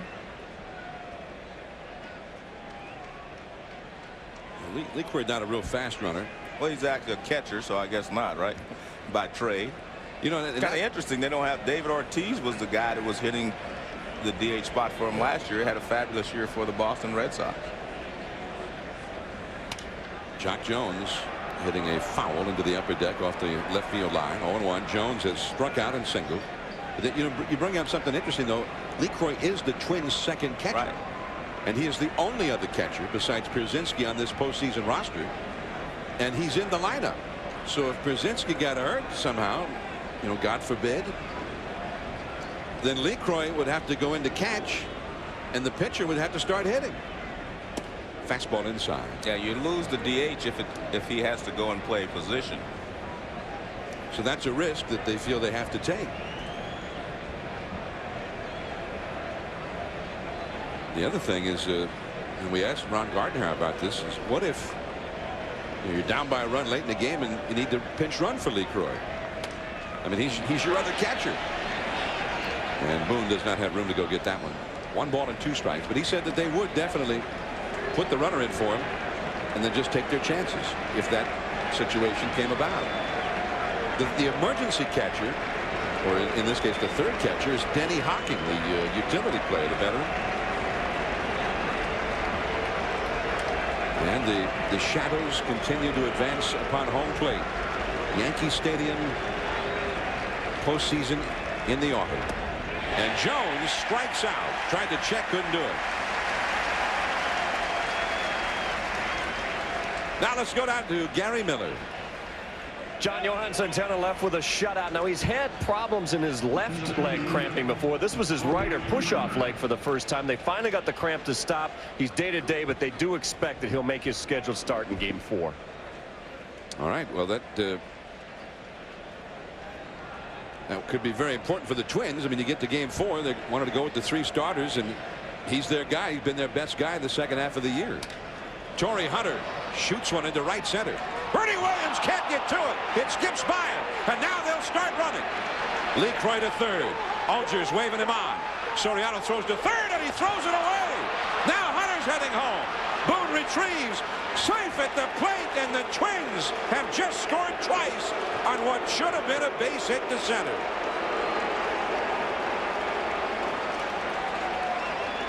(3-0) Minnesota. A stunning turn of events as the reliable veteran of postseason play, Bernie Williams, lets one get by him. Well, I don't know why you pinch run for LeCroy. He scored from first. I mean, this was a line drive into center field, and I thought it was going to be a single. Let's see what happens. Good hitting there by Torrey Hunter. He lines it into center field. The ball looks like it skips right there. It skips past him. Bernie thought he was going to get a good hop, and the ball just kind of skidded and got past him in the outfield. And then Soriano comes up, and instead of throwing home, he thought he had a shot at third base, and you can see he didn't have a shot because Hunter was there, and the ball bounces off the wall, and the heads up Hunter gets up and scores. Not a good sequence by the Yankees. Now Koski into left field, and Matsui, that one goes by him. Koski will go to second. And the Yankees, the veterans of so many of these kind of games, are the ones that are crumbling here at the moment against the young Twins.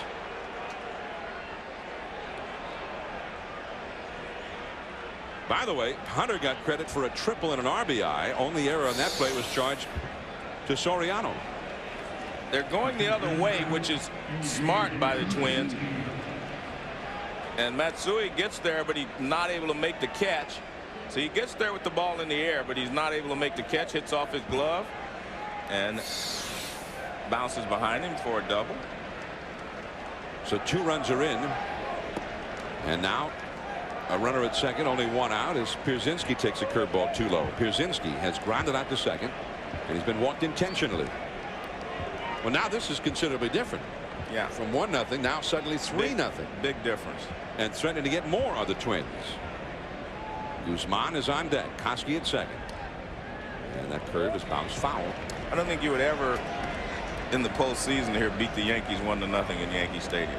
They're going to score a run, you would think, if the score stayed that close, because every pitch, you know, can tie the ball game, which puts a lot of pressure on the pitcher. This takes a lot of pressure off the Twins pitching staff. Now they have some margin for error. They didn't have any before. Ball on a strike. There goes the runner. Koski, and he is out. I don't think I've seen as many guys steal third base with a left-handed hitter up there as I have, you know, this season. I see it a lot. Normally, because it's such an easy throw for the catcher, you have to have a great jump in order to make it. Because watch the catcher, watch Posada. All he has to do is just stand up. He's got a clear view, and all he does is look. He doesn't even have to get up. He just throws to third base. And a good job there by Boone. He blocks him off. See, his knee is right there in front. There's no way a diving guy can get to the bag when you're sliding head first like that. And the curveball makes it 2-2, the swinging strike. Now watch his knee. Look at this. There's no way he can't get to the bag. Great job there by Boone just to block him off. There's no place for him to go, so he's automatically out.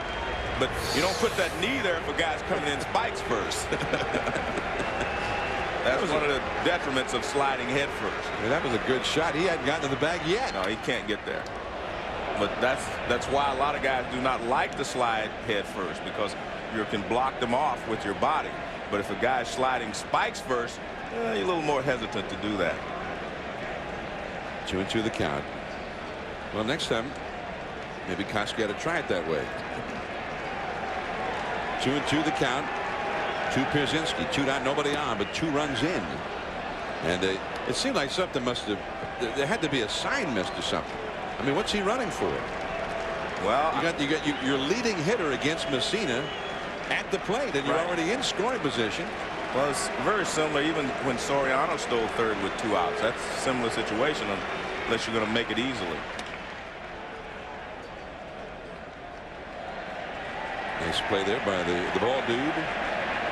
Well, a mock cheer for the ball guy because he caught it. I mean, he made the catch. First guy in a Yankee uniform to catch one in this inning. And you know, sometimes this happens. You play poorly in an inning, and it'll wake you up, so to speak. So we'll see how the Yankees react, you know, in their half of this inning. But that sarcastic cheer with the ball dude coming up with that ball. Yeah. That's like the old show business term, tough house. Yeah, like a comedian playing it. How was it out there? It's a tough house. Well, and that's ball 4 to Pierzynski. Well, as you said, I mean, Pierzynski's the one guy in the lineup that had success against Messina, so you know he doesn't want to do anything to let him hurt him here. You know, like with the short right field porch. So with the bases empty and 2 outs, you go ahead and try to make a great pitch, and if it doesn't work, you just put him at first base. Messina, by the way, has now thrown 96 pitches, as you see right there, in 5 2/3 innings. And that's not usually part of the Twins game, or at least it hasn't been in the past. Usually they're up there hacking. But since the arrival of Shannon Stewart, I mean, Stewart's a little more particular up there. And Pierzynski says, hey, the rest of us, we got, you know, a couple other guys, Minkiewicz and maybe Koski, who are particular. The rest of us are up there hacking, but the team itself has become a little more particular. As Guzman pops a foul back out of play. 0-2. Messina is trailing in this one 3-0, facing the Twins in the postseason. A team that has only beaten him twice ever.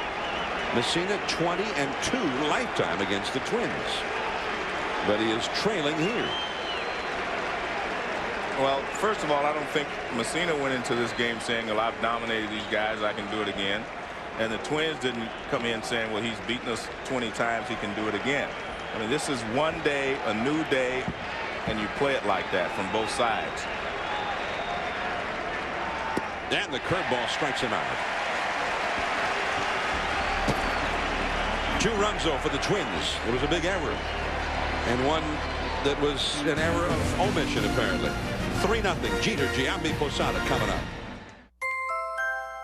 Reminder, Barry Bonds getting set. Giants take on the Marlins. He'll go against Josh Beckett. Who do you like in this series, Marlins or Giants? I like the Marlins and an upset. It would be an upset. John and Joe, back to you at the stadium. All right, and here we are at Yankee Stadium in New York. The Shadows continue to advance upon home plate. As Derek Jeter will lead off now for the Yanks against J.C. Romero. 3-0, the Twins are leading. But the Twins got a very bad break, losing their starter Santana after he had thrown 4 shutout innings with cramping in his right leg. But they got a good break with that ball getting past Bernie Williams and being able to score 2 runs.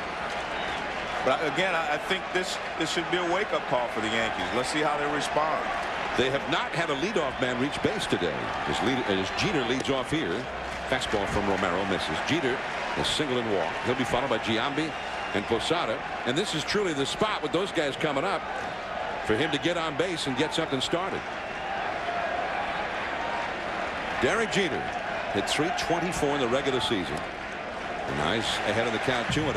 And Romero has just been erratic since he's been in. off the plate inside, off the plate outside. And this part of the lineup, I think they will force him to throw some strikes. Jeter, and just off the glove with the leaping Guzman. Stewart gets it back in. A single for Jeter, so he gets aboard. I mean, as good as Jeter is, he always seems to be a little bit better come the postseason. Well, this pitch was a little bit inside, it appeared to be, but he gets the barrel of the bat out there and lines it over shortstop. And Guzman just can't quite get up in time. Look at that, right off the tip of the glove. Jeter is the first Yankee to lead off an inning reaching base in this game. We're in the 6th. Now Giambi. He is grounded to second and he is struck out. 1 ball, no strikes. Well, Giambi wasn't patient against Santana. He swung at those high pitches. A couple of them up in the end, and the last one he struck out on the time before was up and over the plate. In the Twins bullpen, the right-hander Juan Rincon warming up. And the sun has disappeared behind a cloud, at least for the moment.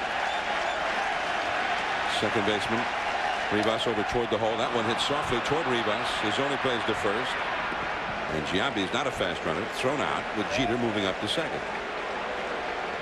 Giambi is 0 for 3 in this game. Has not hit the ball out of the infield. Now Posada. Well, Posada was one of the Yankees that drove in 100 runs this year, along with Jason Giambi and Matsui. This is a spot where, you know, you try to just get on the board. You're not necessarily looking for a 2-run homer here. You're just trying to get a base hit to get on the board.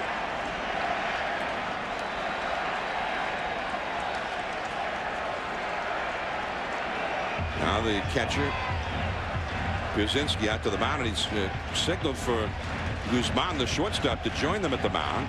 Pierzynski, Guzman, and Romero all chatting at the mound there for a moment. With Jeter at second, 1 out, and Posada coming up. Posada hit 30 home runs this year, which tied Yogi Berra's team record for catchers. And Yogi Berra, who won more than one Most Valuable Player award in the American League.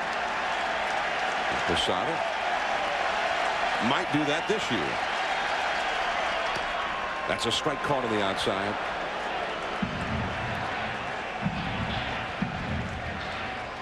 It's Yogi, the 1962 world champion Yankees. Team picture displayed here at Yankee Stadium. Jeter at second, 1 out. In the dirt with that breaking ball, or changeup maybe. 1 ball, 1 strike.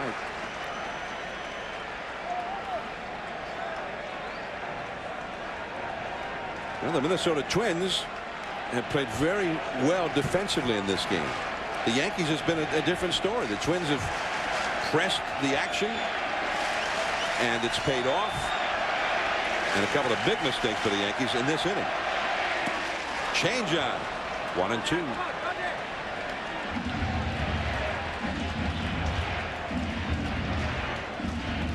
Well, because Romero has such a live fastball, the changeup is very effective. You see that ball tails away a little bit from Posada, as well as gets him off balance with the speed.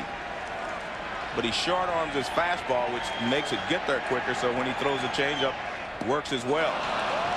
Strike 3. 2 down. His off-speed pitches are always going to be effective because he's quick. His motion is quick, and he short arms the ball, so you can't find it as easily as you'd like. And Posada again way out in front. Well, a moment ago the sun was gone. Now it's shining brightly in the big ballpark again. A runner at second. Bernie Williams to try to get Jeter home, and that's a strike called to Bernie, who has been called out on strikes and is single. Bernie had that ball go beyond him. What looked like a single by Hunter turned into a triple in the first half of this inning. Also, Bernie just did not have a very strong arm, unable to throw out Guzman on that shallow fly ball in the third inning. Bernie has always been a strong hitter in the postseason, although for a long time that ended every time they got to the World Series. 1 ball, 1 strike to Bernie Williams. But this is especially this, you know, the right-handed side was where he was especially strong.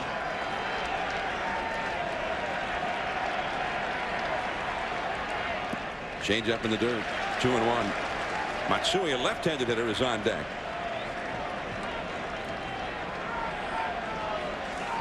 Bernie Williams hit only .263 this year. .267 with men in scoring position, and he only hit .237 here at Yankee Stadium, his home park. And he was hurt. He spent a good deal of time on the disabled list. Missed more than 40 games this year. Yanks are down 3-0. Runner at second. To the shortstop. Guzman with the nice hop. Takes his time. And the inning is over. That's the 10th ground ball the Twins infield has handled today. Top of the 7th, top of the order. 3-0 Twins. There's the area behind the left field wall where the numbers of former Yankee greats that have been retired are recognized. Here is Shannon Stewart.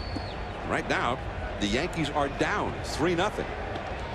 As we start the 7th inning, Stewart has doubled and singled and struck out. He's 2 for 3. His single in the third helped set up the first run of the game. Mike Messina, who just threw his 100th pitch of the day. And that's a strike. 1 ball, 1 strike. 3 runs, 7 hits for the Twins. No runs, 5 hits, and 1 error for the Yankees. Casey Stengel, number 37. Yogi Berra, Bill Dickey, 2 numbers 8. But Troy Hawkins up in the Minnesota bullpen. And Peter Pasquarelli is speculating that maybe he'll go to 7 and 8 because, you know, tomorrow's an off day and then they play a game and then another off day. So they may try to make sure that they have all their weapons going for them down the stretch here so they can try to win this first ball game. Well, we asked Gardenhire before the game if Hawkins could go 2, and he said, and he kind of had a little smile on his face, says absolutely, especially with the day off the next day. But for that day off really to pay off for a club, you got to be ahead going to the late innings like they are. Bernie Williams going back into deep center, and he's got it. So Stewart flies out to the deepest part of the yard, 408 feet to straightaway center here. Back when they used to play World Series games in the daytime routinely, it was 461 feet to straightaway center. You had to hit him into those bleachers out there. Yeah, just in everybody's range, 461. Man. And the power alley, where it's now 399, they had, it was so deep out there they had the bullpens on what used to be the field out there. Yeah, it was 457 to left center. Luis Rivas taking a curveball for a strike. Mel Stottlemyre, the pitching coach, has just been on the phone, and looks like the Yanks may get something going in their bullpen. Rivas hit that sacrifice fly in the third to knock in the first run of the game. Officially, he's 0 for 1. And that's a ball. 1 ball, 1 strike. There is for the Yankees, Felix Heredia, a left-hander, gets up in the bullpen. Curveball, and that misses. 2-1. Well, that's another way. I mean, you talked about some of the ways the Yankees were different from earlier in the year. Heredia and Gabe White acquired fairly late in the season, and they have really done a job out there getting left-handed hitters out, which had been a problem for the Yankees. That one is hit, foul. 2-2 the count. Messina working here in the 7th with 1 out, nobody on. 3 runs, 7 hits allowed. He's walked 3. One of those was an intentional walk. 5 strikeouts. And then another day he might have pitched the same game and nobody would have scored yet. Drops down from the side with the curveball for the strikeout. His 6th of the game. More baseball coming up later today, but also a full day of baseball tomorrow at 4 o'clock Eastern, 1 Pacific. Game 2 from Pacific Bell Park. Florida and the Giants. Brad Penny up against Sidney Ponson and Pac Bell. At 7 Eastern, 4 Pacific. Game 2, the Cubs and Braves. Joe and I will be at Turner Field as Carlos Zambrano takes on Mike Hampton. Then at 10 o'clock Eastern, 7 Pacific. Game 1, the Red Sox and the A's from Oakland tomorrow night. Pedro Martinez up against Tim Hudson. Quite a matchup there. So 3 ball games all on ESPN tomorrow. And there's ball 1 to Minkiewicz. He is 0 for 3. He's had 2 comebackers and a fly ball to left. And the clouds have hidden the sun from view again. 1 ball, no strikes to Minkiewicz. 2 down, nobody on for the Twins. And the curveball for a strike on the outside. Just the scattered clouds overhead, and occasionally the sun disappears behind one.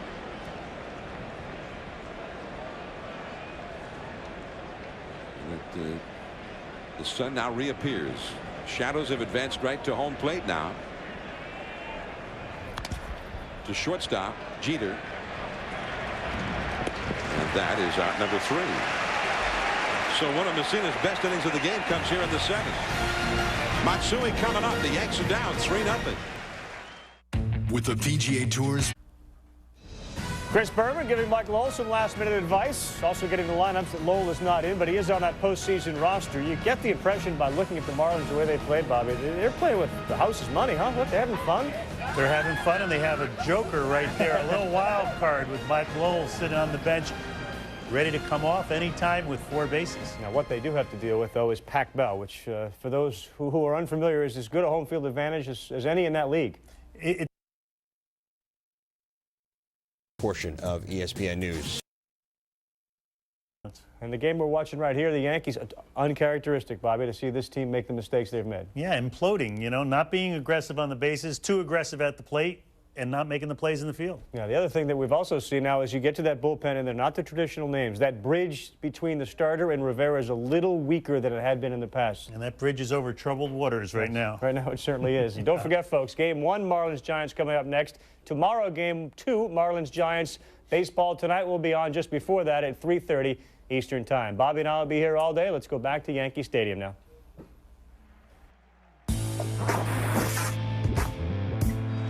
Can you feel it? Playoff baseball.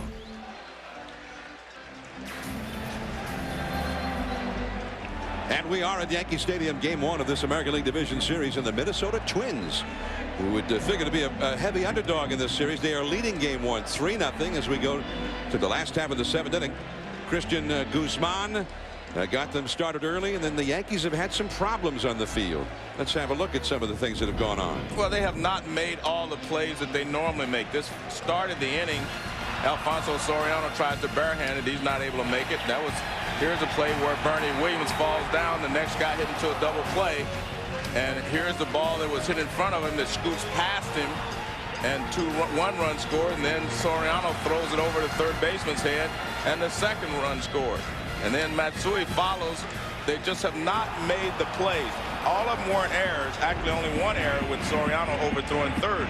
But they're plays that the Yankee players usually make. And I'm really kind of surprised that they have not been able to make those plays in today's ball game, because I came into this ball game expecting to see, you know, the Yankees playing great like they had been in the past, because they're all healthy and they all feel good and they ended on a good note. But right now they're just not playing as well as they're capable. The Twins, who have not yet beaten Joe Torre's Yankees since Ron Gardenhire became manager before last year. Twins 0-6 last year, 0-7 this year. But those 7 meetings this year were all back in April. But the great thing, John, if you're the Yankees, Yogi Berra is here. It's never over until it's over. So they have 3 more innings. They got 9 outs with which to work, and they'll have to do something with those 9 outs. Well, you know, in postseason play, if you give away an extra 90 feet, an extra base here and there, or if a team can take an extra base, that can turn a whole game around. The Twins have had 8 extra bases either because of Yankee miscues or just aggressiveness on the bases or both. Yeah, you're right. I mean, everything is magnified in postseason, especially here when you have a short 5-game series. If it was a 7-game series, you have time to overcome just about anything. But in a short 5-game series, that first game is very, very important. Romero to Matsui with 3 right-handed hitters due to follow, and the right-hander LaTroy Hawkins up and ready in the Minnesota bullpen. Perhaps this will be the final man that Romero will face. And ball 1 ball 1 strike. Matsui has singled to center, and he has grounded into an inning-ending double play. There's Hawkins, number 32, the big right-hander. And he looks like he's ready, John. He's ready.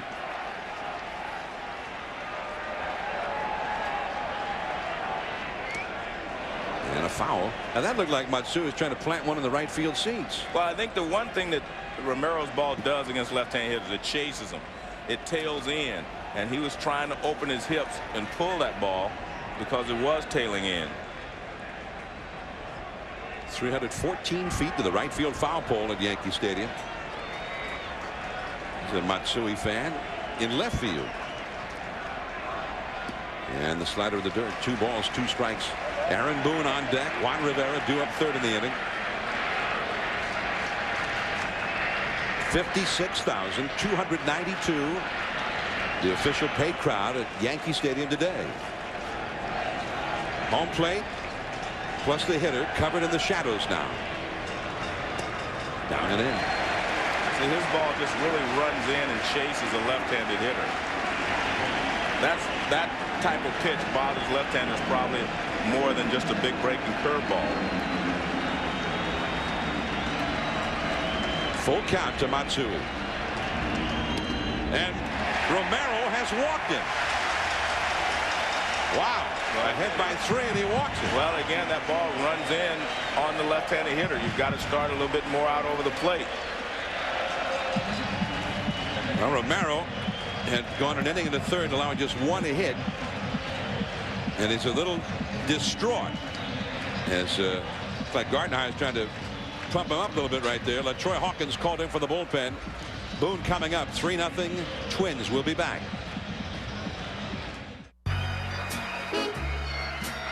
Program in the 1st. 204 hits, 3rd best in the National League, and a lot of speed to spare for these Florida Marlins. Game 1 coming up next between Florida and San Francisco on what looks like a great day at Pac Bell. And John, you can certainly speak to that. There is LaTroy Hawkins, and usually the way things have worked for the Twins the last couple of years, by the time they get to Hawkins and then Guardado, game's over. Right. Well, he said that, you know, when they had Santana in the bullpen, they actually tried to make it a 6-inning ball game all the time when you were facing the Twins. They'd bring, you know, Santana in, Hawkins in, and Guardado, and we'd say goodnight. So he's going to try to do the same thing here. I think he's going to try to get LaTroy Hawkins to throw 2 innings here in the 7th and the 8th, and then go to Guardado in the 9th if they still have the lead.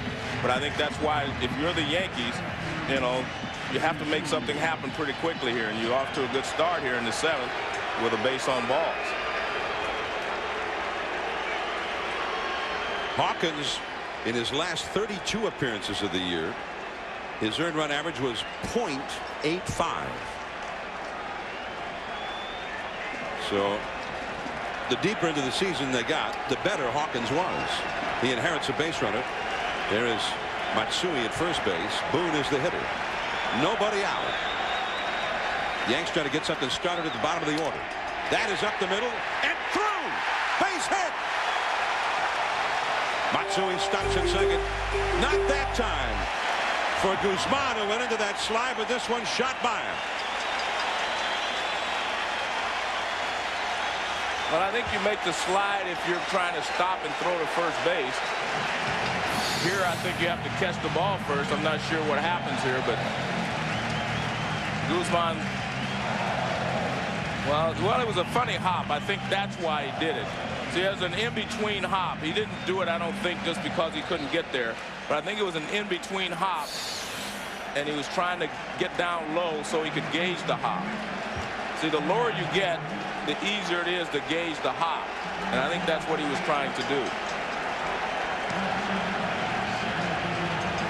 Now Ruben Sierra, the veteran, will come up as a pinch hitter, acquired from Texas earlier this year.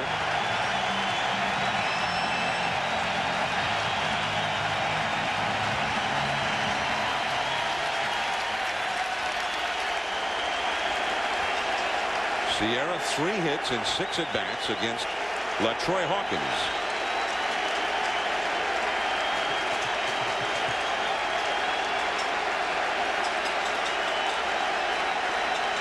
And he is the possible tying run. And the big crowd, many of them have risen to their feet here. So Yankee Stadium has come alive. 2 men on, nobody out. And ball 1.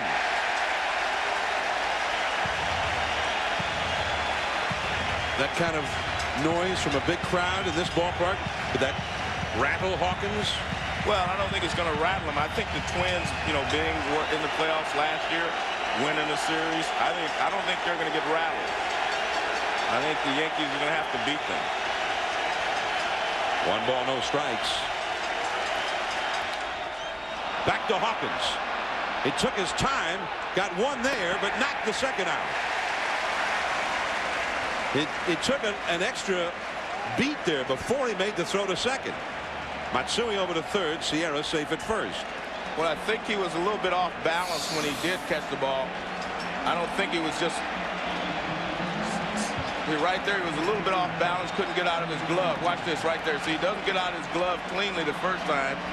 So then he did make sure, because he threw a bullet to second base. But he couldn't get out of his glove the first time.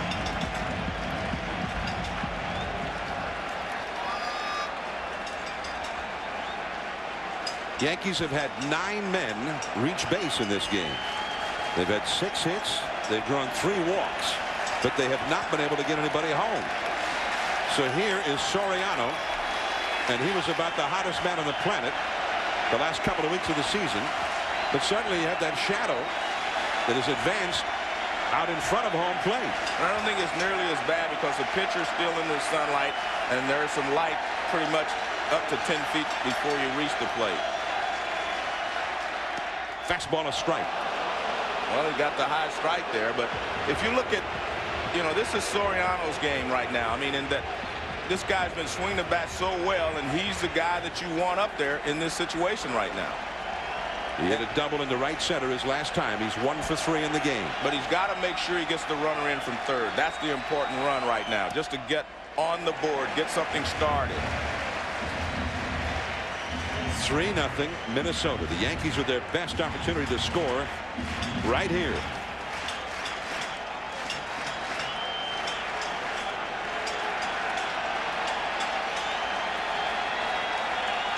Matsui at third, Sierra at first. On the fists with the fastball. Nice pitch there by Hawkins.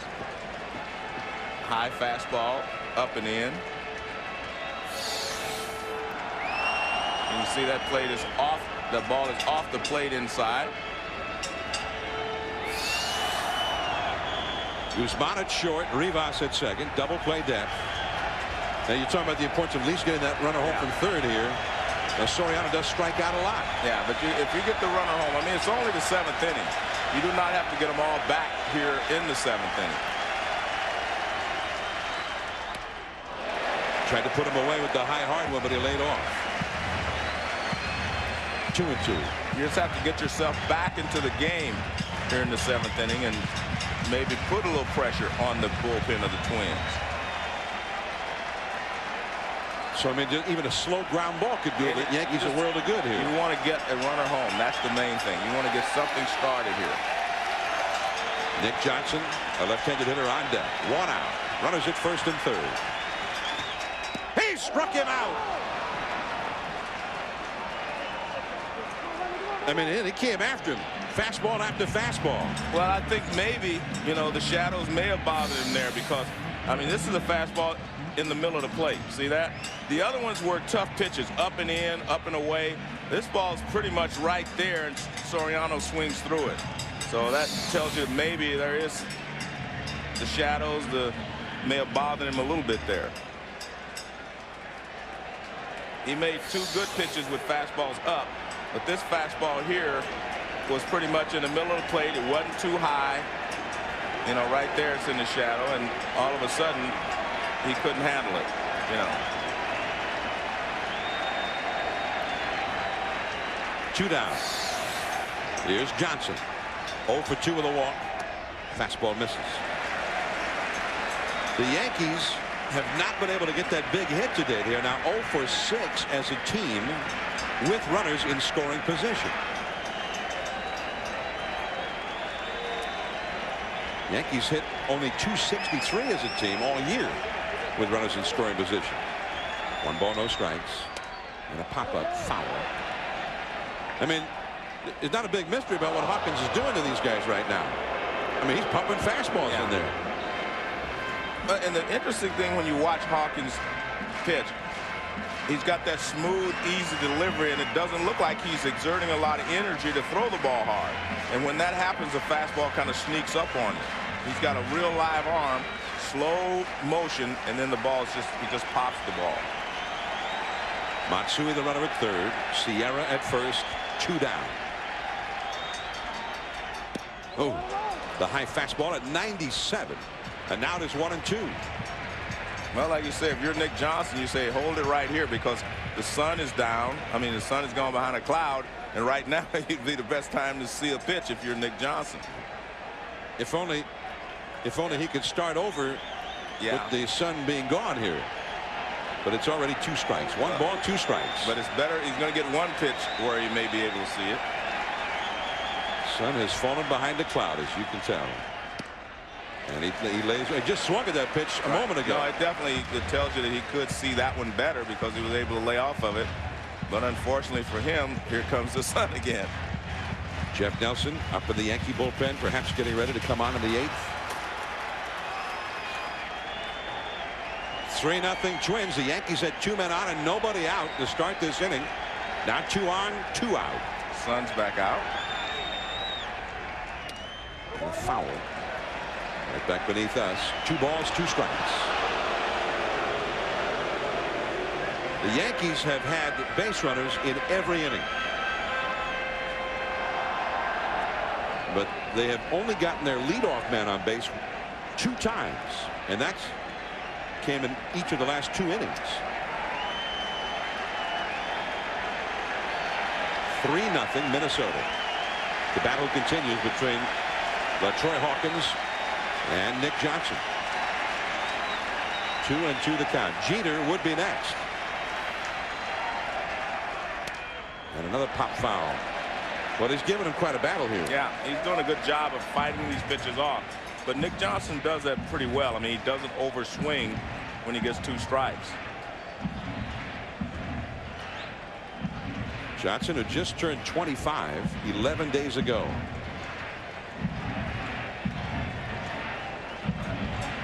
Twins dugout, everybody up at the railing to get a good look.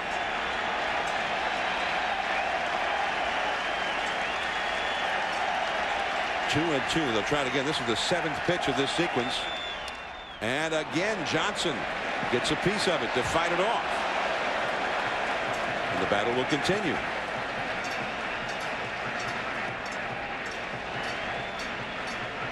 This is one of the reasons why Johnson has such a high on base average.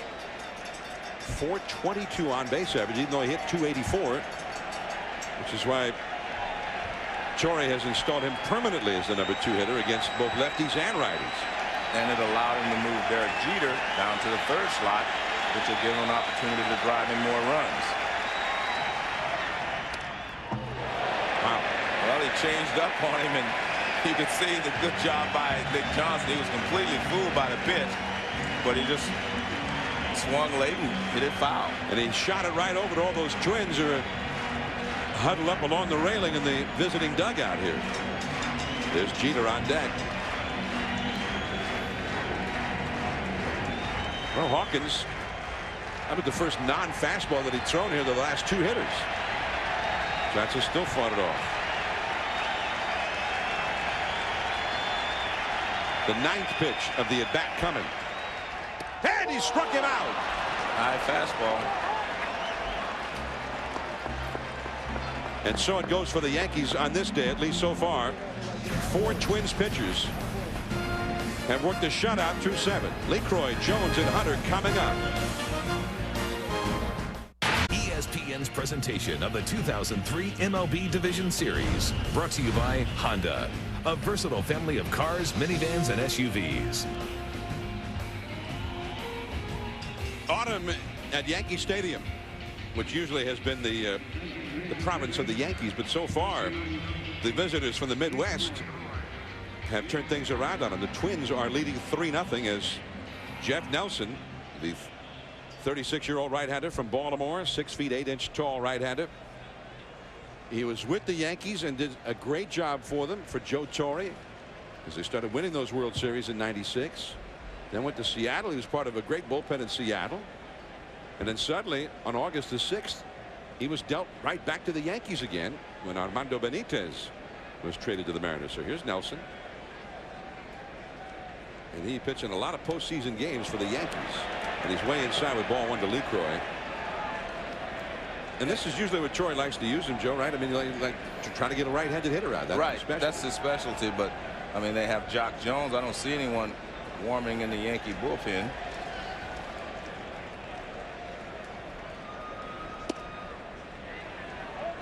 And that's a ball, 2-0.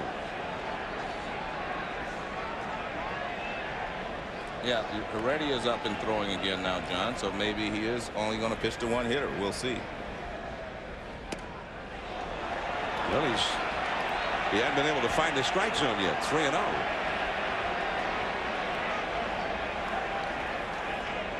Three runs, 7 hits for the Twins. No runs, 6 hits, 1 error for the Yankees. Jock Jones, you saw there, on deck. That's 3-1. David Wells could be the 4th game starter if there is a 4th game, but could be a 5th game starter. Torrey's not saying yet right now. One thing Torrey said before the game to us was whoever would pitch the 4th or 5th game, he kind of wanted to get a gauge on. He got the right-hander Messina, who pitched today. The left-hander Pettit will pitch Thursday. He wanted to see how they did against the Twins. Yeah, he wanted to see how the Twins match up. And last year, the Twins were very vulnerable against left-handed pitching. And I think he wants to see how Pettit handles them in game 2 and compare that with the way that Messina handled them here in game 1. And then I guess he'll decide from that point.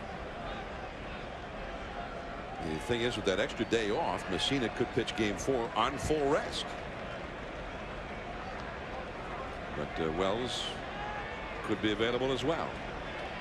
Now time taken. Posada will go out and talk to Nelson before this 3-2 pitch to LeCroy. LeCroy got a base hit in the 6th inning that started that 2-run rally that extended the Twins' lead. Brad Radke will go in game 2 for the Twins. And there he is. And he really came on big the last couple of months of the season. He had struggled horribly up till then. 3-2 the count. And that sinker is a little bit low. LeCroy is aboard. Now let's go to the studio. Here's Carl Ravitch. John, thank you. Reminder, Benito Santiago and the Giants taking on the Marlins. If the Yankee game is not over, you'll be able to see the first pitch of this one coming up on ESPN2 at 4:07. First pitch. All right, Carl. And here is Joe Torre. He's got Heredia ready in the bullpen. He takes the ball from Jeff Nelson. Fans are not happy with Nelson. So Heredia comes on to face the left-handed batting Jock Jones. Torrey Hunter behind him. 3-0 Twins. Home. Schmidt warming up as he gets set to take on the Florida Marlins. Trust us, he's still warming up. That game will be seen on ESPN2 at about 4:07 first pitch. We're now back at Yankee Stadium with a new pitcher. All right, Carl. Here is Felix Heredia, the slender left-hander, 6 feet tall, who started the year with the Cincinnati Reds and came to the Yankees. We were talking to Torrey before the game, and Chris Hammond, the left-hander in the Yankee bullpen, has been with him all year. Torrey says actually he most often gets right-handed hitters out more effectively than he does the lefties. But Heredia and Gabe White both acquired in the trade with the Cincinnati Reds, have done a very fine job getting lefties out for them. So he has filled the need. Lee Croy, the runner at first, and here is the left-handed batting. Jock Jones at the plate. Jock is 1 for 3 in the game. Jones hit .269 against the lefties this year, but hit .317 against right-handers. And that's a foul. Although I guess .269, I mean, that's holding your own against the lefty. Yeah, of course. Yeah, any .270 anywhere in there is pretty good. So when you see that guy hits .320 against the right-handers and .190 against the lefties. Yeah, because you do not have that many at bats in a row where you can get comfortable against the left-handers. Right back to Heredia. He drops it, picks it back up. Now he's going to go to first. So he just couldn't quite handle that sharply hit comebacker to turn it into a double play. Lee Croy has been moved over to second. This copyrighted telecast is presented by the authority of the Office of the Commissioner of Baseball and may not be reproduced or retransmitted in any form. And the accounts and descriptions of this game may not be disseminated without express written consent. Major League Baseball is giving away World Series tickets for life and many other great prizes. Winning hologram numbers will be announced during games 1 through 4 of the World Series. Visit your neighborhood Radio Shack for your chance to win World Series tickets for life. They are walking Hunter intentionally. Got 2 more lefties behind him, Koski and Pierzynski. Hunter had the base hit that took a, I don't know, kind of like a hydroplaning hop that fooled Bernie Williams, and instead of a single it turned into a triple. And after a subsequent wild throw by Soriano, who was trying to throw out Hunter at third, it ended up being 4 bases for Hunter on what looked like a single to center. So now here is Corey Koski. You saw Hunter talking to Jerry White, the first base coach, after he got over there. Koski followed up Hunter's triple with a double that Matsui tried to shoestring and couldn't. That's a fastball to strike. 3-0. The Twins are leading. 2 men on, 1 man out. Koski hitting .331 against the right-handers, but .224 against the lefties.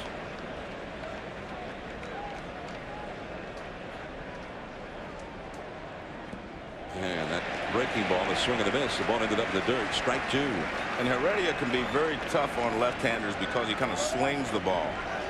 He doesn't have a fluid motion where you can just pick the ball up out of his release. I mean, he kind of slings the ball, and those are the toughest left-handers, I think, to hit because you can't pick up the spin until late. He helped the Florida Marlins win the 1997 World Series against Cleveland.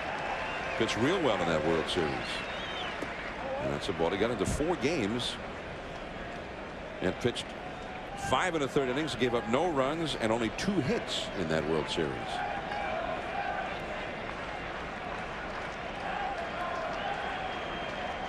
They must have kept bringing him in to face Lofton and Tomey and guys like that. 2 men on, 1 man out. 1 ball and 2 strikes. And the slider misses. 2-2.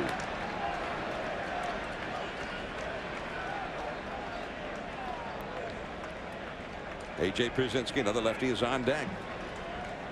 Messina went the first 7 through 112 pitches, gave up 3 runs, 7 hits.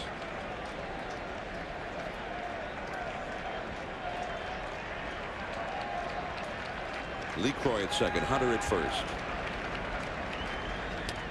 And that's a foul. A little tap off to the right. Still 2-2. LaTroy Hawkins, who got into all kinds of trouble, he inherited a base runner. The first man he faced got a base hit, Aaron Boone.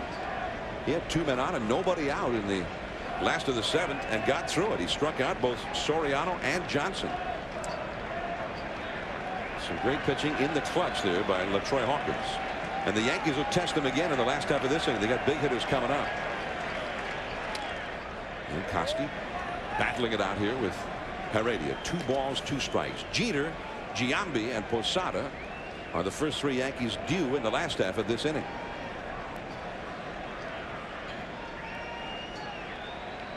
Coming up at 4, the Marlins and the Giants from Pacific Bell Park, and ESPN2 will begin the coverage of that game as we stay here with the Yankees and the Twins.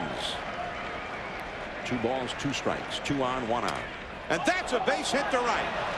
However, LeCroy started back to second base, fearing that somebody might catch it, then had to turn back around and go to third. So third is as far as he's able to go as Sierra gets the ball back in. The bases are loaded now with 1 out for Pierzynski. Well, it's a low line drive, and low line drives you have to make sure the ball goes through. And watch, it's going to be a low one, so it's not like he can see right from his angle that it's a base hit right away. You know, if it's a high line drive, you know it's over the infielder's head, but right there you couldn't tell. So a good job of base running by LeCroy to make sure that he didn't get doubled off. So now the bases are loaded. The Twins have the chance to really open this one up. They are already leading 3-0. They're going to play back at second and short for a double play. And that will bring home a run. Pierzynski is hit by the first pitch, and now Torrey is saying, wait a minute, he swung at it. And he did swing. They called it a swing. The third base umpire saying, yes, he did swing. Jerry Davis on the sign from the plate umpire Montague said, yeah, that was a swing. If you swing at it and it hits you, it doesn't matter. That's just a strike, and the ball is dead. I remember in the playoffs last year, Pierzynski hit a ball that would have hit him.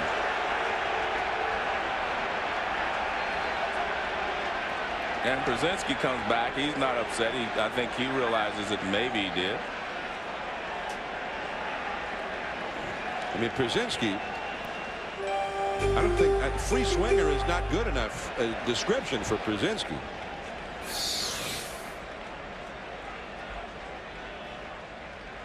Well, you can see that he did commit, and that's why the third base umpire said that he swung. So watch the barrel of the bat, and you can see he did go around before he could stop it. Ball on a strike now. And now it's 2-1. He has not swung again here. Now usually, and now Mel Stottlemyre is going to go out and talk to Heredia, who's having a hard time throwing strikes here.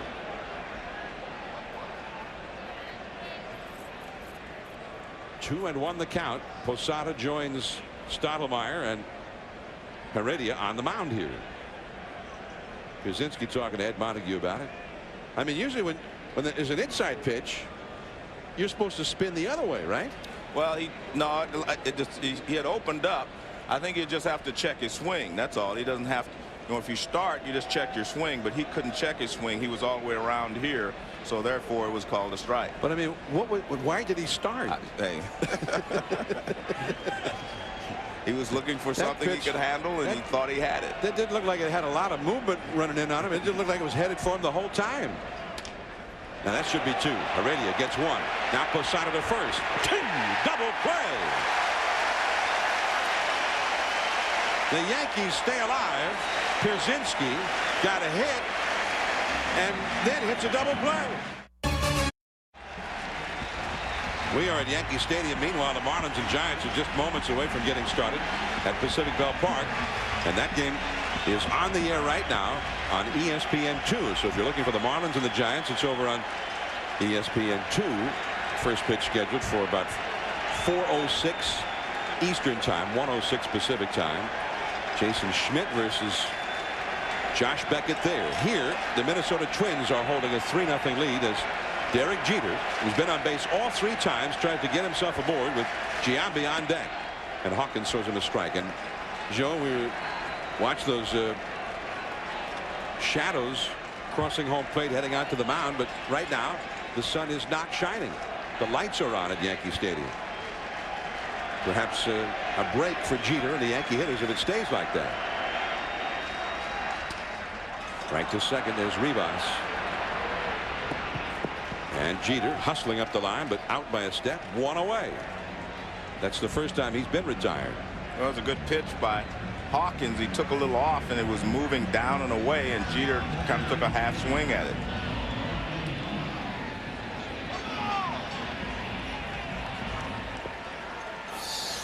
Watch the swing. He gets completely fooled. See, it's kind of a half swing. The ball sinking down and away. Stottlemyre on the phone to the bullpen again. Here's Posada. He's 0 for 3. Fastball a strike. Giambi, Posada on deck. I beg your pardon. I got the Giambi Posada mixed together in my bracket. Both of them are 0 for 3. Jeter's been getting on base all day in front of him, and neither one's been able to get a hit. Giambi, 2 groundouts to second and a strikeout. Posada, a ground ball and a pop fly and a strikeout.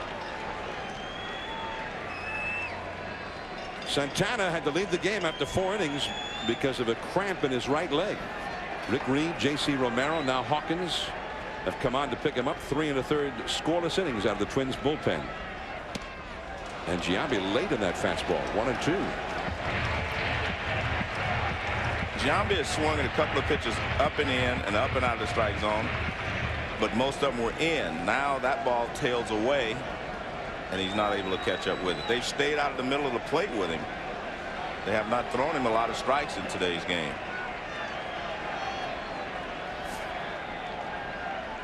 And he strikes him out.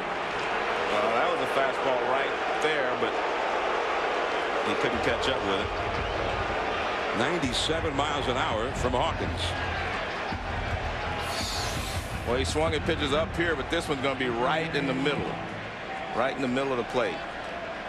You can see the swing. It was right there. But that's what I'm saying. Hawkins has that easy delivery, and then the ball just jumps on you. I mean, that did not look like, when he in live speed, it did not look like he was releasing a 97-mile-an-hour fastball. But the ball just jumps on you, and it's there before you can recognize it. So Giambi, the Yankees home run leader, an RBI leader, 0 for 4. Now Posada, 30 homers, 101 RBIs. He is 0 for 3, and he takes a strike. The Yankee bullpen is busy. Mariano Rivera is one of those who's gotten up. And the left-hander, Chris Hammond, is also up out there. 3-0. The Twins on front. The sun has come back from behind the cloud, and the shadows now have advanced from home plate and across the mound.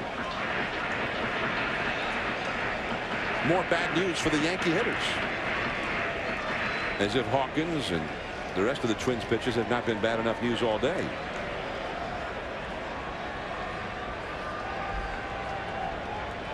Posada, 4 hits and 11 at bats. Of course, LaTroy Hawkins the last 2 years has been a much different pitcher than the LaTroy Hawkins that hitters saw before that. Used to be a starting pitcher, and for a while was the Twins closer. That's into the upper deck. 0-2. Well, he's throwing so well, John. The shadows are helping him, but he doesn't really need any help. But again, I think it's the nice, easy motion that he has that really helps him with his fastball.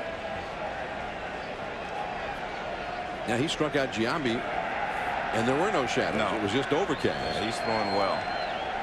And the sun has disappeared again. 0-2. Curveball, strike 3. Wow. Hawkins has retired 6 in a row, 4 of the last 5 on strikeouts. 27 pitches, 21 for strikes. 3-0 Twins. That's Christian Guzman leads off for the Twins. He's the 9th place hitter, and Heredia misses off the outside with ball 1. Guzman has had an infield hit and scored a run, and in some ways he kind of set the tone for the rest of the day for the Twins. I mean, he took it to the Yankees himself, and although he took, in one instance especially, a ridiculous chance, it paid off. Well, that's what the playoffs are about. No fear. I mean, not being afraid of making a mistake and putting the pressure on the other team. And that's really what the Yankees do normally. And today, you know, so far it hasn't looked like a Yankee kind of day so far. But let's face it, they still have 3 outs. And you still have to win 3 games to win the series. Giants and Marlins are underway over on ESPN2. And a strike is called to Stewart from Heredia. Stewart is 2 for 4. He's had a double and a single. He struck out and fly deep to center. Sun has popped through from behind a cloud again. And that's in there for a strike. 0-2 the count. So the mound and home plate in the shadows. Most of the right side of the infield and all of right field in the shadows. And that's more similar to what the batter kind of sees. The bright background, but he's in the dark. And that is a swing and a miss, but he's going to reach. Stewart strikes out on a slider in the dirt, and he's at first. Well, so far it's been that kind of day for the Twins. Things have gone their way. I mean, Heredia strikes him out on a wild pitch.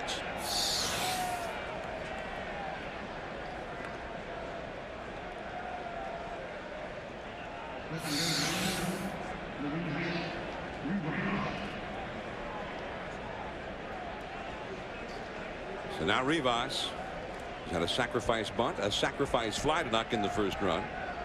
He's grounded out and struck out. And Stewart back to the bag. Strikeout and a wild pitch is the ruling by the official scorer. Oh, I'd already done that, hadn't I? You did? Yeah. I just wanted to mention that he agreed with you. Oh, okay.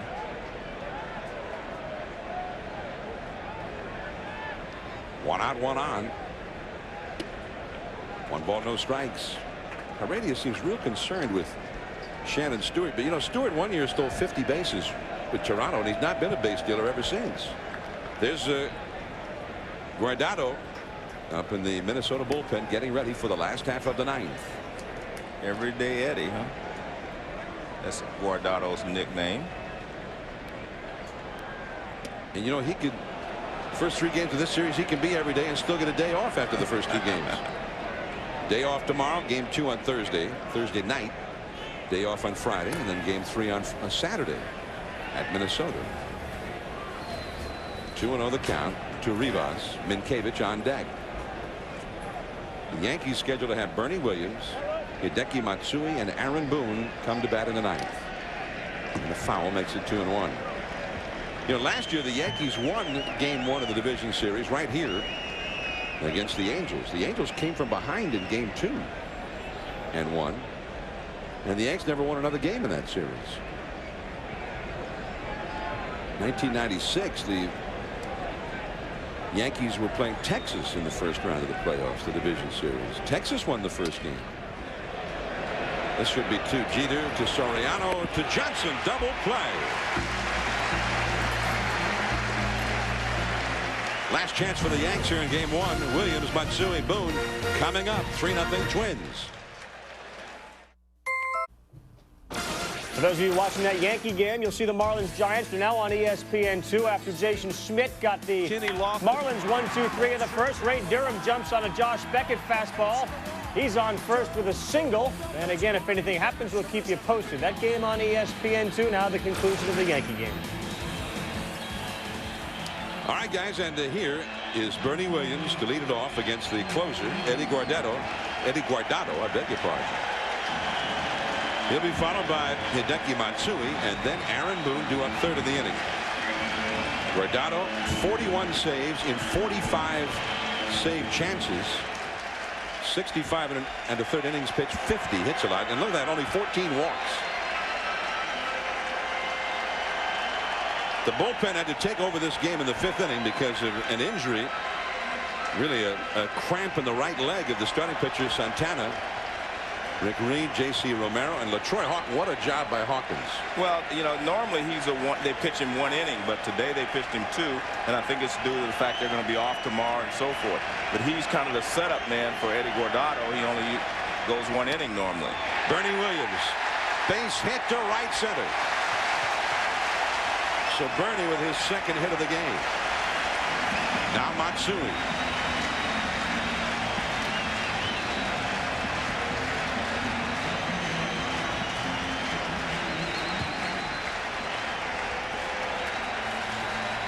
Yankees have had 7 hits in this game.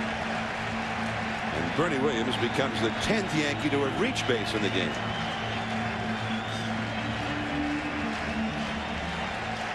Matsui has singled, grounded into a double play, and walked.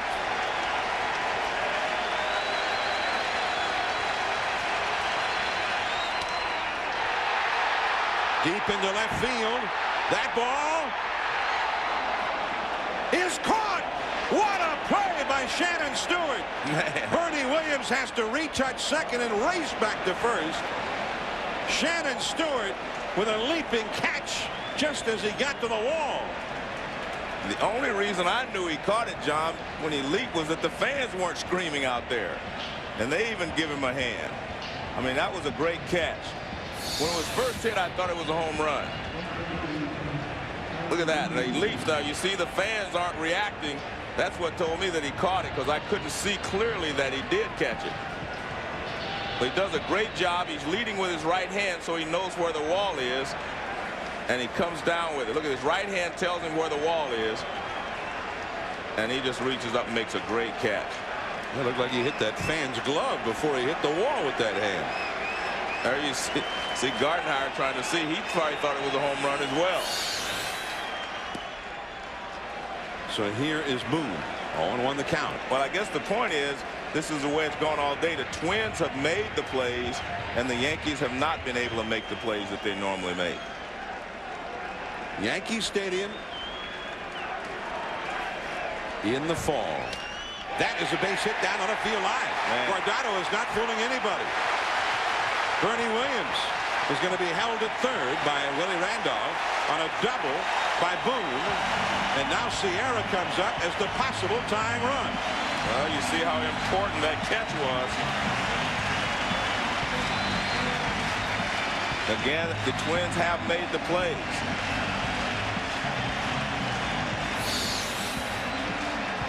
Well, Guardado goes right after him anyway, and Boone just sits on this fastball and pulls it down into the corner. And Bernie Williams ends up at third, and Boone's at second. And as John said, he hasn't fooled anyone yet. Rick Anderson, the pitching coach, out to the mound. 56,000 plus at Yankee Stadium, and the fans have all risen to their feet now as if to inspire a great Yankee comeback.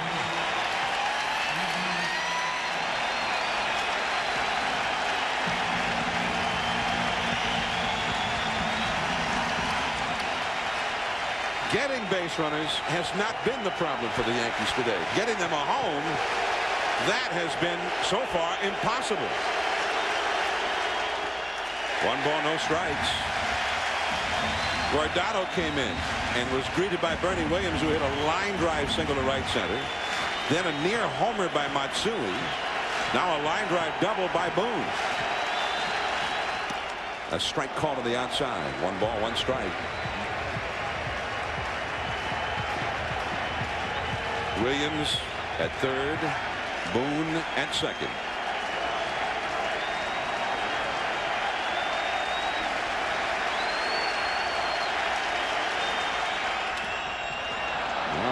High fly ball, shallow right.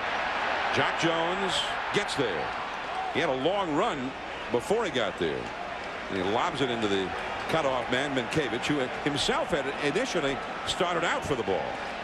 Well, Sierra really helped him out then. That was a fastball well up and out of the strike zone. And Sierra, trying to make something happen, swung at it. The Yankees are now 0 for 8. No hits, 8 at-bats as a team with runners in scoring position, where a base hit to the outfield would likely knock in a run or so. Well, all you do, when you trail 3-0 going into ninth, you just want to try to get the tying run to the plate. And the Yankees have been able to do that. They had Sierra up as the tying run. Now they have Soriano up as the tying run. That's what you want. You want a shot at him. And it's a foul. A low slider. Soriano, 38 home runs. Remember, he hit 9 of them in the last 2 weeks of the season. And he is the possible tying run as well. He is 1 for 4 in this game. He struck out with 2 men on in the 7th inning against LaTroy Hawkins. Soriano has only had 1 other at bat in his career against Guardado, and Guardado retired him. Last chance for the Yankees. 2 down, 9th inning. Changed up there, missed with it. And that's a dangerous pitch. Just in case, Mariano Rivera would be ready for the 10th. Well, we've seen the Yankees do this before in this ballpark when all seemed lost. Changed up again. Yeah, well, those are dangerous pitches because for a right-handed hitter here, the shortest point is down the left field line. I mean, you hook it around the foul pole. Tino Martinez one night with 2 down against Arizona in the World Series, and then Scott Brosius in the same spot the next night. 2-1, and a slider high and tight. Nick Johnson, a left-handed hitter, is on deck. And that is probably why you see him trying to keep Soriano off balance with the breaking balls and the changeups. And you definitely do not want to put him on base. And here's the possible tying run, and he has great speed. Over the mound. This is going to be a problem, though. The Rivas throw, not in time. So Bernie Williams scores. Boone over to third. Now the possible tying run is on base in the person of the speedy Soriano, with Johnson coming up. And Rivas made a heck of a play there. Well, when the ball was first hit, I thought it was just going to be base hit easily. But Rivas did make a good play, made it close at first base, gets rid of it quickly with something on it. But only the speed of Soriano keeps us from being the final out of the ball game. Now, what about Soriano trying to steal a bag here? He is the possible tying run. Well, it depends on whether he's watched Guardado before or seen him before as far as, you know, his move to first base. It doesn't mean he has to have batted against him. And that breaking ball is high. But you have to have seen his move to first base, and Guardado wants to know where that pitch was, I think. It'll look high. 1 ball, no strikes. Well, you know, if you're a true base stealer, then I think you have to steal the base. A pop-up. Pierzynski and Minkiewicz and Guardado all go for it, but it goes back out of play. I like that. Guardado, he said, if nobody else can catch it, I'll catch it. I mean, Guardado was over there as well, so good job. But I think Minkiewicz knows that, you know, Guardado's a little hyper. That shows there right there how he chased that ball, but and he just wants to calm him down a little bit. Take your time. But my answer to you on Soriano is yes. Gotta go. Yeah, it's going to be very difficult for Nick Johnson, you know, to hit the ball out of the ballpark against Guardado. But it's not difficult for him, you know, it's not too hard for him to get a single if you can get to second base. Soriano had 35 steals during the season, got thrown out 8 times. He is the possible tying run. A ball and a strike. Now 1-2 as he came inside with that fastball. And Guardado, being as smart as he is, he says, hey, I'm going to get the hitter. You know, he looks at Soriano and holds him, but his main objective is to get the hitter. The sun is shining again here at Yankee Stadium. And the shadows are out to second base. The pitcher and the batter both in the shadows with a bright background. And there is Johnson fouling it off. He had a protracted at bat in the 7th inning against LaTroy Hawkins. I think it was 9 pitches. But Hawkins finally got it. But he's awfully tough to put away. Derek Jeter would be next. Bernie Williams has scored a run in this inning. 3-1. The Twins are leading. Boone at third. Soriano the possible tying run at first. It's slowly. There is Koski. And the ball game is over. The Minnesota Twins have come to New York and have won game 1. The final score from Yankee Stadium. The Twins 3, the Yankees 1. John Miller and Joe Morgan from New York. And we're going to take you right to San Francisco to Chris Berman for the Marlins and the Giants.